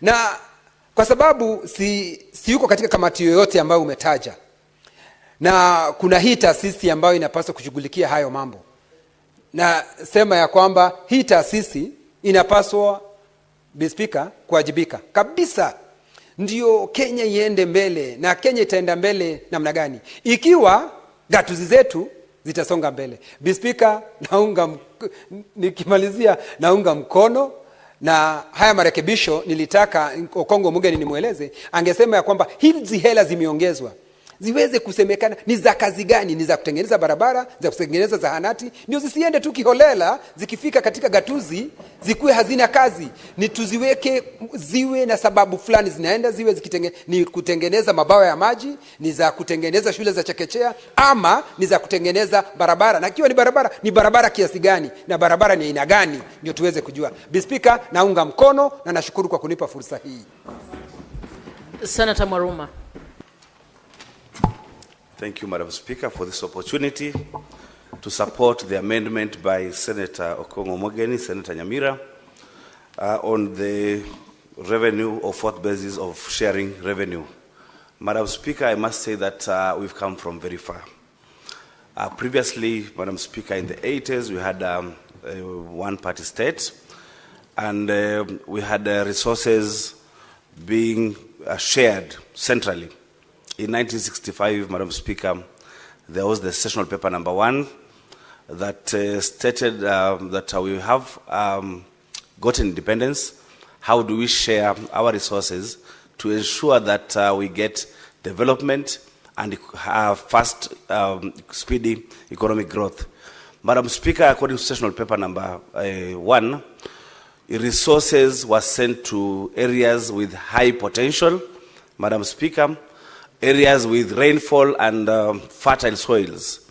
There were areas, Madam Speaker, that were left behind in terms of development, and these areas mainly were in the lower eastern coastal region and the northern frontier district, Madam Speaker, the northeastern region. In 2003, Madam Speaker, we saw the passage of national government CDF, where we saw some semblance of redistribution of resources through the CDF, where we had money going to constituencies, although largely, Madam Speaker, the members of National Assembly have misused that fund, and they have become like implementers, and thanks to the courts of law, which have pronounced themselves that this money really should not be used or applied by the members of National Assembly, because then they are not implementers of projects and programs, Madam Speaker, and that is only the executive that is supposed to implement projects. Madam Speaker, the clamor for a new constitution started after the repeal of Section 2A in 1992, and in 2005, Madam Speaker, there was an attempt to change the constitution, but why that constitution did not go through was because there was no devolution. And some of us who are coming from the coastal region of Kenya, we wanted, in fact, majimbo or regionalism. But the people who are making the constitution felt that we would be balkanizing our country into 8 former provinces. And so that constitution did not see the light of the day. And we saw the advent of movements like the Orange Democratic Movement. And in 2010, Madam Speaker, we gave ourselves a new constitution that saw, to a great extent, redistribution of resources, Madam Speaker, where we had money coming from the center, that is Nairobi, to the counties, Madam Speaker. Madam Speaker, I must say that the counties were too small and they are largely not viable. In 2020, Madam Speaker, some of us who felt that our counties are too small and unviable really supported the Building Bridges initiative, which one of the suggestions was that we reduce the counties to 14. That clause did not see the light of the day, and it was removed at the initial stages of BBI. And later on, we said let's remain with the 47, but then let's increase the money to the counties to at least at 35%. The rest, Madam Speaker, is history, because then BBI itself did not go through because of the courts declared it being unconstitutional, Madam Speaker. The best thing, Madam Speaker, that we gave ourselves as Kenyans in the 2010 Constitution was devolution. Some of our counties are very small, Madam Speaker. In Taita Taveta, we have only 384 people, and the registered voters around 160,000, whereas such a number in the central, in some constituencies, central like Ruto, Madam Speaker, they have over 200,000 voters per constituency. That in our county is just the whole county. So, Madam Speaker, to get resources, we are being asked, so how many votes are you bringing on the table so that we can give you development? And the votes really were really few. So, Madam Speaker, in the advent of devolution, we thought that we have a panacea to the problems that were existing in our county. But then, by and by, as we look at how devolution is working, we feel that the money that is going to the very small counties that have been identified as Taita Taveta, Isiolo, Elgeyo Marakwet, Nyamira, Lamu, Laikipia, Vihiga, Kirinyaga, and Embu, that these counties are too small and unviable, and they get less than 6 billion, Madam Speaker. That money largely goes to paying salaries and doing operations, and very little money, Madam Speaker, is left to do development. Madam Speaker, we are now again discussing the fourth basis for sharing revenue, something that we did, Madam Speaker, in 2020, and I can assure you, Madam Speaker, then it was extremely divisive. As other speakers have said, it took months to pass that third basis for sharing revenue, Madam Speaker. In fact, it took the intervention of the Right Honorable Raila Odinga. I remember then I went to State House with the Right Honorable Raila Odinga with the leadership of the Senate. I was representing Team Kenya because then we were in the mood of handshake then, and the Right Honorable implored upon the President then, Honorable Uhuru Kenyatta, to add some money to counties so that no county can lose money. I remember in 2020, in the new revenue sharing formula, Taita Taveta was going to lose 400 million. Some counties were going to gain. The highest gainer was Nandi, which was going to gain 1.4 billion. Because then, Madam Speaker, we were sharing the same cake as that we shared in 2019-2020, 316.5 billion. Now, in 2020-2021, we were called upon to share the same cake, but with a new basis, with a new formula. So definitely, if you're sharing the same cake with a new formula, some counties would lose and some counties would gain. So the counties that were losing were a total of 19 counties, and Taita Taveta was one of them. But as we were negotiating with others, I remember imploring upon the senator, the late senator for Machakos. His county was gaining, but we asked him, if you are coming from the lower eastern region and Makueni and Kitui is losing, why can't you support them? These are your cousins. Support them so that they don't lose money. And Senator Kabaka, may God rest his soul, internal peace, accepted to join the fray. We also spoke to Senator Malala of Kakamega because then his county was gaining, but then Vihiga was losing, and we requested him to join the fray because then the cousins were also losing. And I like also the magnanimity of Senator for Nairobi, then Senator Sakaja, and Senator Murkomen, who agreed that much as their counties were gaining money in the new basis for sharing revenue, but we are still one Senate of Kenya, whose sole role is to defend counties and their governments. And so they decided to support us. We started as 19 people, and at the end we were 27. But then in the wisdom of the Honorable Raila Odinga, he said, we would divide this Senate and we would divide this country across the middle. We'll balkanize it to people who deserve to have more money and some to have less money.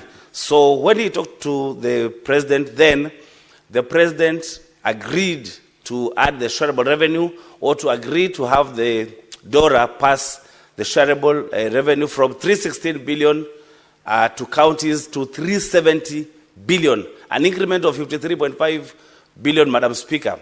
And I remember my county then was supposed to lose 400 million, but then it gained 600 million and it got a leap from 4.2 billion to 4.8 billion. That was quite a leap. Madam Speaker, an increment of Indora of 50 billion was the largest that I've ever seen in Kenya.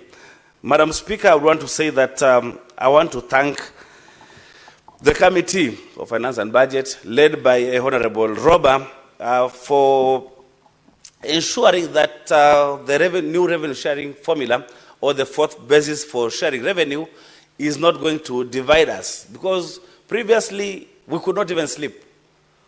We could have people making calls from State House and from all over Kenya, because then they wanted us to vote.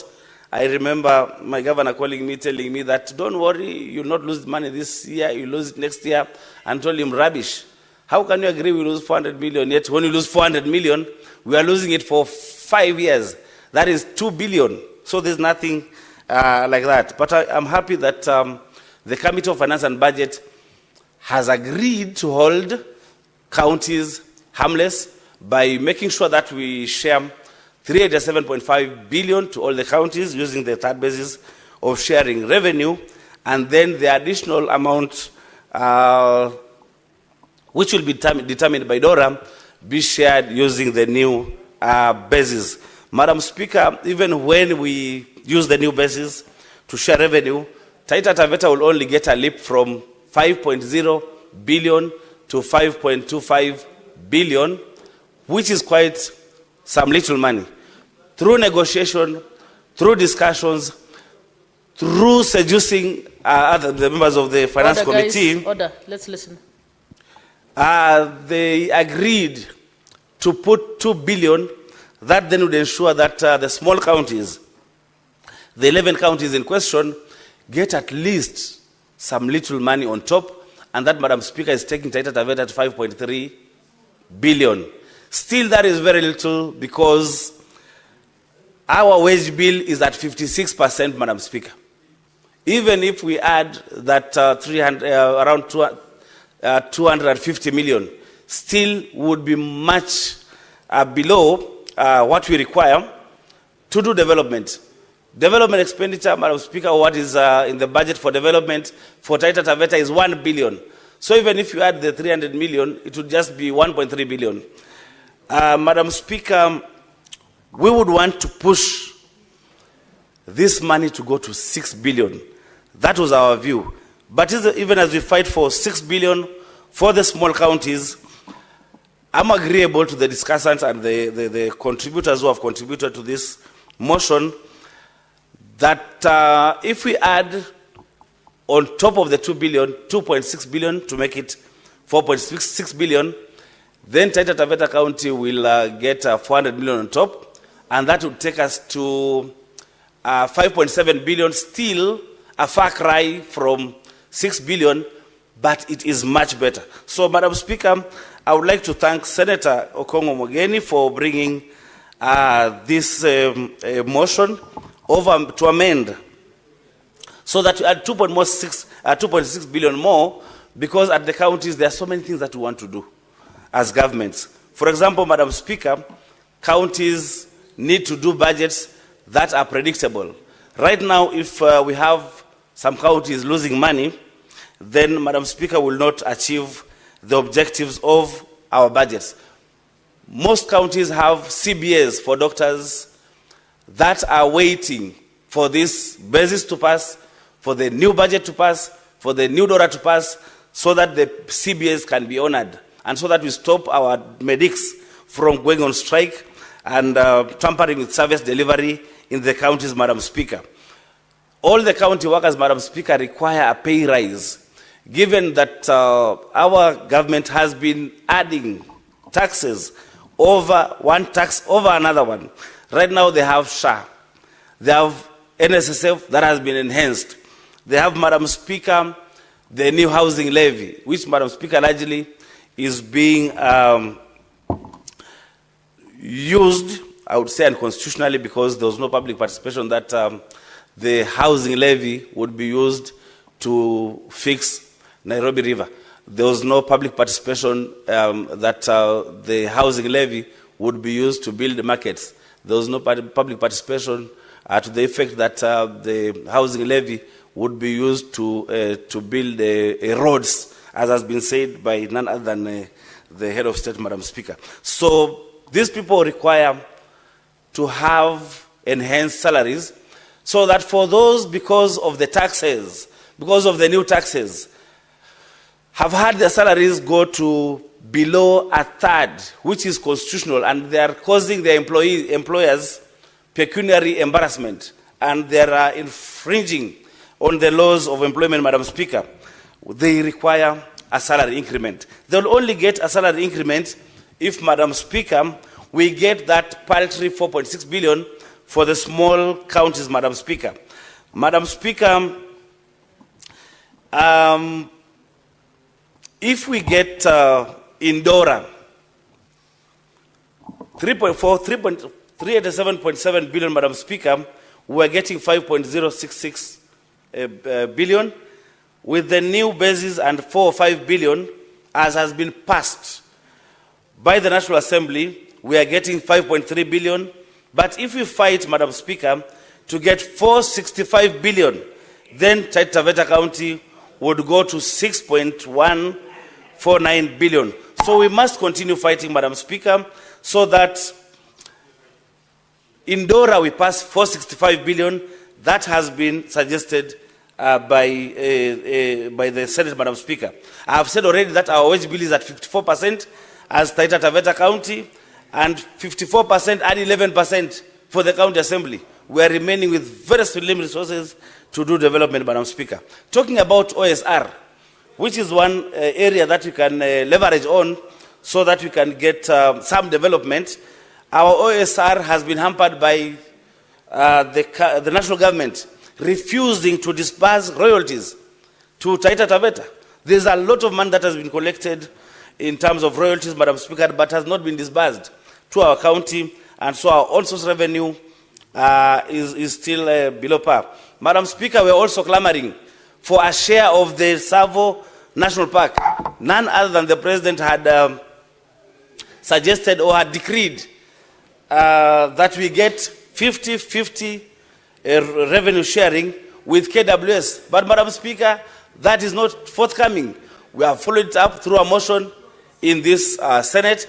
I've followed it up through a statement in this Senate, Madam Speaker, but nobody seems to be helping us implement the executive edict by the President to ensure that we get 50-50 revenue sharing from KWS, Madam Speaker. So I would like to say that our counties are small. Corruption notwithstanding, even with the small money, we are not able to do much. And I would like to say this, that the members of National Assembly, and I don't know what's wrong with them, because the money coming or being devolved to the counties is going to people in their constituencies. Why are they so hell-bent in passing very little money to go to the counties? And after all, some of them even want to be governors. We have had many MPs who have become governors. The MP for Darakanid, the MP for Vihiga has been a member of parliament. Why is this problem? What is the problem? They pass very little money to go to the counties, and when they go to become governors again, they find very little money. They cannot do much. So, Madam Speaker, let us fight. Finally, let us fight to ensure that we get 465 billion as shareable revenue to our counties. And over and above, I implore fellow senators to ensure that we get the 2.6 billion. But as Senator Okech is suggesting, even if you are to give and take, some little amount would not be so averse to it. But Madam Speaker, I want to implore all the senators to support this amendment brought up by Senator Fonyamira, Senior Counsel Okongo Mogeni, so that our counties really can get development. Madam Speaker, I would like to submit and support that amendment. Thank you. Senator Murango. Asante sana mstahiki Speaker kwa kunipa nafasi. Na kwanza ningetaka kushukuru kamati ya fedha kiongozwa na mwenyekiti ambaye ni Ali Lomba, Senator Ali Lomba Mandera. Kwanza kwa sababu ya kuonyesha welendi na tajriba kuongoza ile kamati. Kwa sababu ule mfumo ambao aliotuletea umefanya kuwe na amani katika mbunge hili, na sana sana hata kama kuna mageuzi kidogo itafanyiwa, amekuwa mwenyekiti ambao ameonyesha kwamba ni kiongozi na asiyejipenda. Kwa hivyo nataka nishukuru kwa hiyo. Pia mstahiki mwenyekiti, ningetaka pia na mstahiki Speaker, nadhani kabla ya kiongozi wa wengi na Senator Medho wakuja kulikuwa na amani kiasi katika bunge hili. Sasa unajua mtiririko wangu wa mawazo unapotea kwa sababu ya ngumzo inayoendelea. Hata Speaker amepotea. Okay. Asante sana mstahiki Speaker. Asante sana. Apologies. Senator Majority Leader, naomba mumsikilize mwenzenu. Asante sana mstahiki Speaker. Mstahiki Speaker, nilikuwa nimesema ya kwamba kazi iliyofanywa hapo mwanzo na mwenyekiti ya kamati ya fedha ilionyesha welendi, ilionyesha tajriba, kwa sababu ndio imekuwa chanzo ya mageuzi kidogo ambayo tutafanya katika mswada huu. Na vizuri ni kwamba tulipokaa chini aliweza kutusikiliza wale tulikuwa na maoni kinzani tofauti kidogo. Na afadhali nikiwa na mawazo ya kujinyonga ukuja unisikize venye nasema kuliko kuhudhuria matanga yangu. ametufanya hivi kama wale ambao wanatoka katika zile kaunti ndogo ndogo, na katika hekima ya wakili Okongo Omogeni, senator wa Kisii, Nyamira amekuja na mageuzi kambambe ambayo itahakikisha kwamba tunamalizana na mfumo mpya bila kuwa na taswishi ama kelele zozote, bila pia kubadilisha ule mfumo ambao kamati ya fedha iliongozwa na Senator Romba imeleta. Mstahiki Speaker, sababu kubwa ambayo tulikuwa tunaomba hii mageuzi ni kwamba zile vigezo ambazo zilitumika katika ugavi wa fedha mwaka huu, kwamba nyingi sana zilikuwa hizi kaunti ndogo ndogo zilikuwa hasingeweza kufaidika kwa kiwango kubwa sana. Kama vile ukubwa, kaunti ndogo si kubwa. Wingi wa watu, kaunti ndogo of course itakuwa haina watu wengi. Itakuwa na uzito wa watu katika sehemu fulani, lakini haitakuwa na watu wengi. Katika kiwango cha ufukara pia wengi kama Kirinyaga hatukuwepo. Kwa hivyo baada ya kusikizana tumeweza kujenga ukuruba na ushuhumba ya kwamba tunapokuja kutetea ama wakati bunge litakaoendelea kujadili mfumo hakutakuwa na shida yoyote kuupitisha. Mstahiki Speaker, hata kama nasema hivyo, kuna kitu ningetaka kumwambia gavana wangu, gavana Kirinyaga Anne Waiguru, kwamba saa hii tunapopigania huu mfumo mpya ili tuweze kupeleka pesa katika gatuzi zote za Kenya, na mojawapo ni gatuzi la Kirinyaga. Saa hii sisi sana sana tukuangi na shida yote. Sisi ni tingatinga. Njuba la Sedeti linatumiwa na gavana kama tingatinga. Kazi yetu ni kubomoa mlima. Barabara inapopatikana tunawekwa juu ya roli tusiharibu barabara. Ndio ukienda sana utasikia hakuna siku ama uende katika gatuzi nyingi seneta kija pale na aseme anataka jambo fulani lifafanuliwe, unapata tunaanza kuwa maandui na gavana wetu. Ningetaka kuambia gavana, katika shamba la mpunga la Mwea, barabara toka wakati wa ukoloni na tukapata uhuru hazijawaitengenezwa. Sasa hivi katika mfumo mpya ambao tumeujadili na kusikizana na kujenga ushumba na njuba la seneti, ni kwamba Kirinyaga itakuja ipate zaidi ya milioni 300 juu. Ningemwomba kwamba fedha hizi zikifika katika eneo lile, na ningeomba seneti tuweze kuzikuweka kwamba zile fedha zikienda zinafanya kazi gani. Kama ni Kirinyaga pesa zikiongezewa ziweze kuangalia zile barabara za shamba la mpunga la Mwea ambao wakulima wamekuwa kiogelea kuliko kutembelea, kwa sababu yote kukinyesha inakuwa ziwa na zingine zinakaa maandaki ambayo inatumika na jeshi letu la Kenya. Kwa hivyo ningemwomba hizi pesa zinapokuja zaidi ya milioni 200, gavana, ziweke katika mfumo na kutengeneza miundo mbinu katika gatuzi la Kirinyaga. Tengeneza barabara za Mwea, pesa zimeongezewa. Mbeleni sababu ilikuwa ni kwamba huna pesa.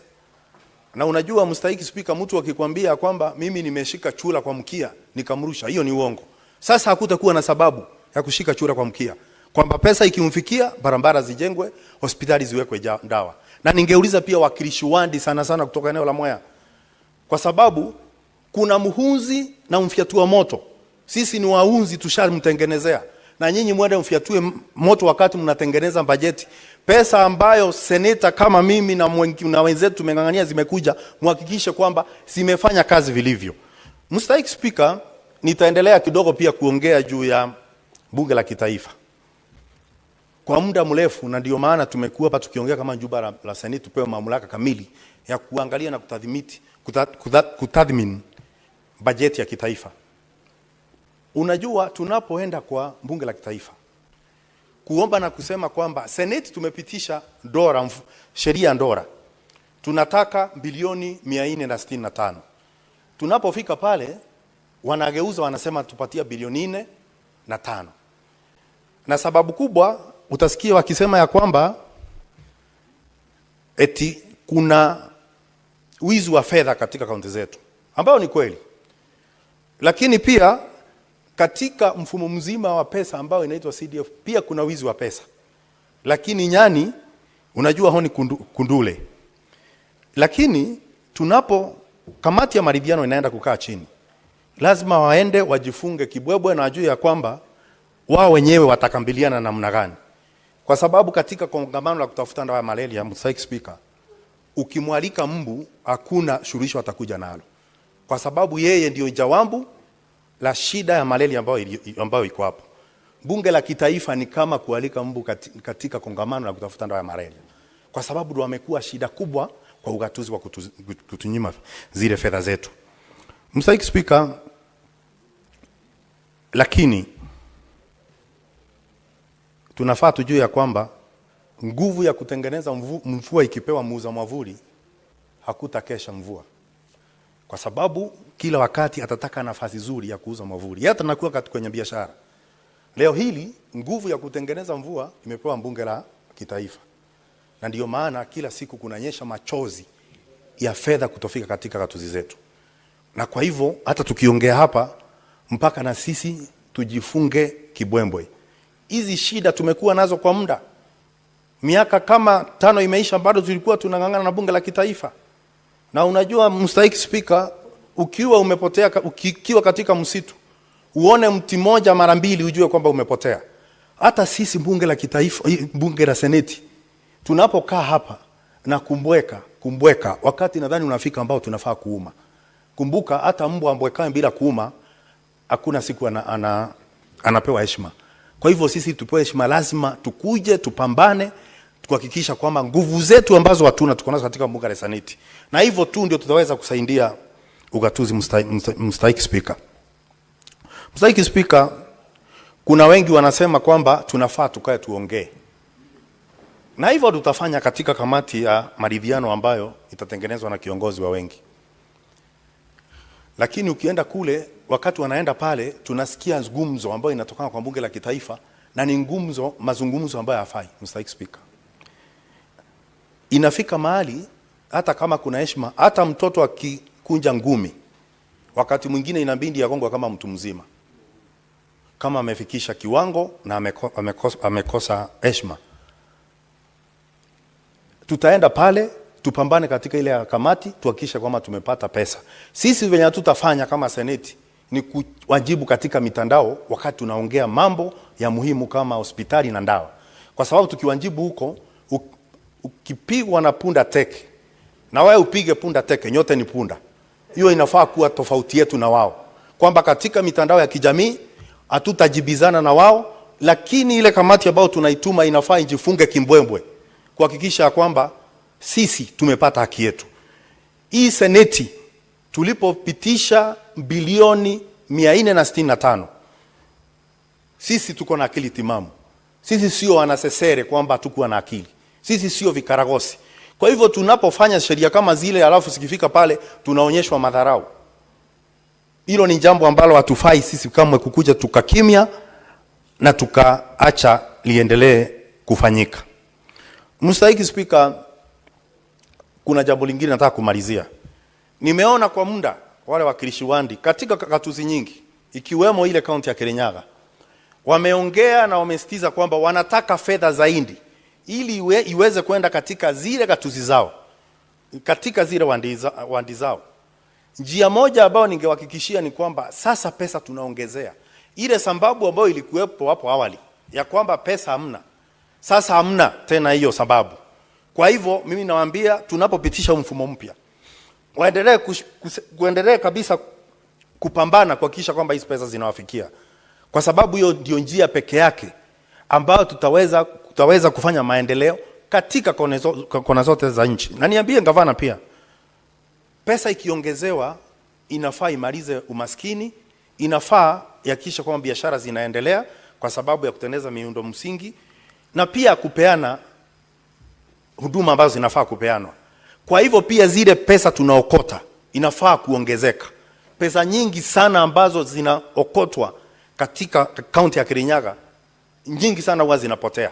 Mimi mwenyewe huwa nazunguka na ili wale wanaokota kondi bado wanalipwa pesa kidogo. Ukienda kwa wale ambao wanahusika katika jambo ambalo linafaa kutuongezea fedha, wenyewe waadhibishwi na mishahara, lakini bado pesa zetu zinaendelea kupotea. Ni jawabu ambalo tutambidi tuipate kutoka kwa gavana wakati anafika katika kamati tofauti. Kama ni shule za chekechea, Kirinyaga peke yako ndio yenyewe haina mpango wote wa kupeana chakula kwa watoto wa chekechea.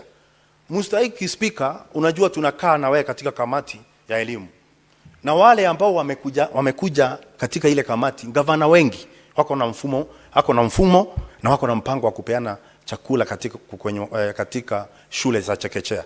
Kirinyaga hatuna.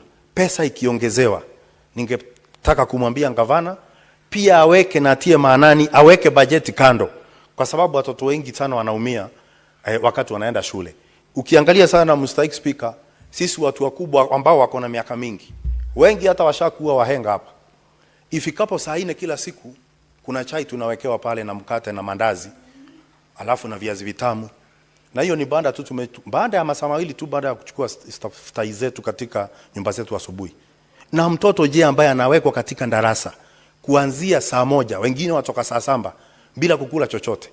Hilo ni jambo ambalo halifai kufanyika sana sana katika muda ambao tuko na katika ugatuzi ambao tayari umefanyika katika nchi ya Kenya. Mr. Speaker, na nikimalizia, kuna jambo la maji katika gatuzi zetu. Vyanzo vingi sana vya maji na visima vinatoka katika eneo la Kirinyaga. Utakuja kushangaa kwamba hadi leo wakazi wengi kutoka kaunti ya Mwea wanakunywa maji machafu. Mr. Speaker, ukienda katika kaunti ya Mwea ambao mpunga ambao una uenzi unatoka. Na ni umenikumbusha kwamba nikienda nyumbani nikuletee angalau kilo 2 ili uweze kujenga mwili. Na nitafanya hiyo Mr. Speaker. Lakini mahali ya mpunga inatoka Mr. Speaker, maji ya kunywa imeadimika kama hali Wandaku ama Kamburi Rambaniani. Ukienda kule uwezi pata maji ya kunywa. Either uende ukakunywe kwa mto ama uende maji chotwe kwa punda. Na ni maji machafu. Hakuwezi kuwa na sababu yoyote katika mwaka huu kane ambao tuliko siku ya leo, kwamba baada ya pesa kwenda katika gatuzi zetu, kwamba gavana hawezi kuwa na mpango maalum. Juzi tu ndo tunaona taasisi ya EACC ikishika watu ambao walikula pesa ambayo ilikuwa inaenda kwa mfumo ambao unaitwa Mwea Makema. Fedha zinazoimbiwa kutoka county na kuenda katika mifuko ya watu. Wengine pia wanafika mahali wanaimba mpaka dawa za hospitali Mr. Speaker. Na kuna siku nilisema na sima ombi mbaya kwamba ukipewa nafasi ya kununua dawa na kupatia wagonjwa, na wewe uchukue ile nafasi uende uimbe zile pesa, uende ukazile na familia yako, Mungu ambaye yako juu jalali na ambayo halali, huyo Maulana siku moja atakufanya ukunywe zile dawa kwa sababu ulistafuta wewe mwenyewe. Hivyo ndo inafanyika siku ya leo. Unapata hospitali zetu hazina dawa, lakini kuna mtu hako na tumbo kubwa anakaa kama mpira. Na wakati ameajiriwa juzi, huyo mtu alikuwa amesimama ni kama ile miti ambayo mikaratusi ya Lebanon. Lakini wakati ameingia katika pale mara moja amefura kama kupe. Hata hajamaliza miaka 2 ama miaka 3. Nguo haziwatoshei. Wengine wanavaa nguo zinakaa kama marinda. Mr. Speaker, na ni wanaume. Kwa sababu ya kule kuzindisha. Maskini wanapoamka kukimbia asubuhi kwenda kutafuta lishe, naye Mungu anafanya watoke asubuhi wakimbie kupunguza sukari na pressure na kupunguza uzito. Hiyo ndio mambo ya Mungu. Kwa hivyo pia nawaonya wale ambao wamekuwa wezi katika kaunti zetu, ambao kila siku tukiwaita wengine wanakuja. Wengine wanaongea vibaya sana, ni kama fisi wakirudi. Nishaona kama gavana Isiolo juzi anatusi hata maseneta katika chumba maalum ambao wanafanya kazi zao. Wanawaona wafai. Wanaona wale ni wasumbufu. Lakini nataka kuambia kwamba mahali tumefika kama bunge la Seneti tumekomaa. Na mfupa ambao umeshinda fisi kuula, mbwa hawezi kuupeleka mahali. Sisi tukikaa ngumu Mr. Speaker, tukae ngumu. Hiyo mifupa anatuletea, hiyo mfupa ambao wanafikiria sisi hatuwezi, tutaweza. Na tukifuata sheria vizuri, tuweze kufuata pesa za watu wetu. Mr. Speaker, wamama ni muhimu sana katika nchi ya Kenya na wako katika katuzi zote.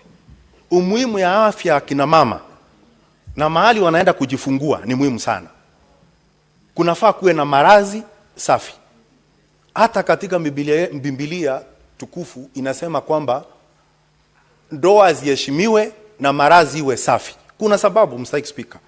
Kwa sababu hata ukichukua mshipi mpya kufunga suruali ambayo imeraruka haitabadilisha mambo. Bado utakuwa unaonekana uchi wako. Uchi ambao uko katika hospitali zetu za katusi umezidi Mr. Speaker.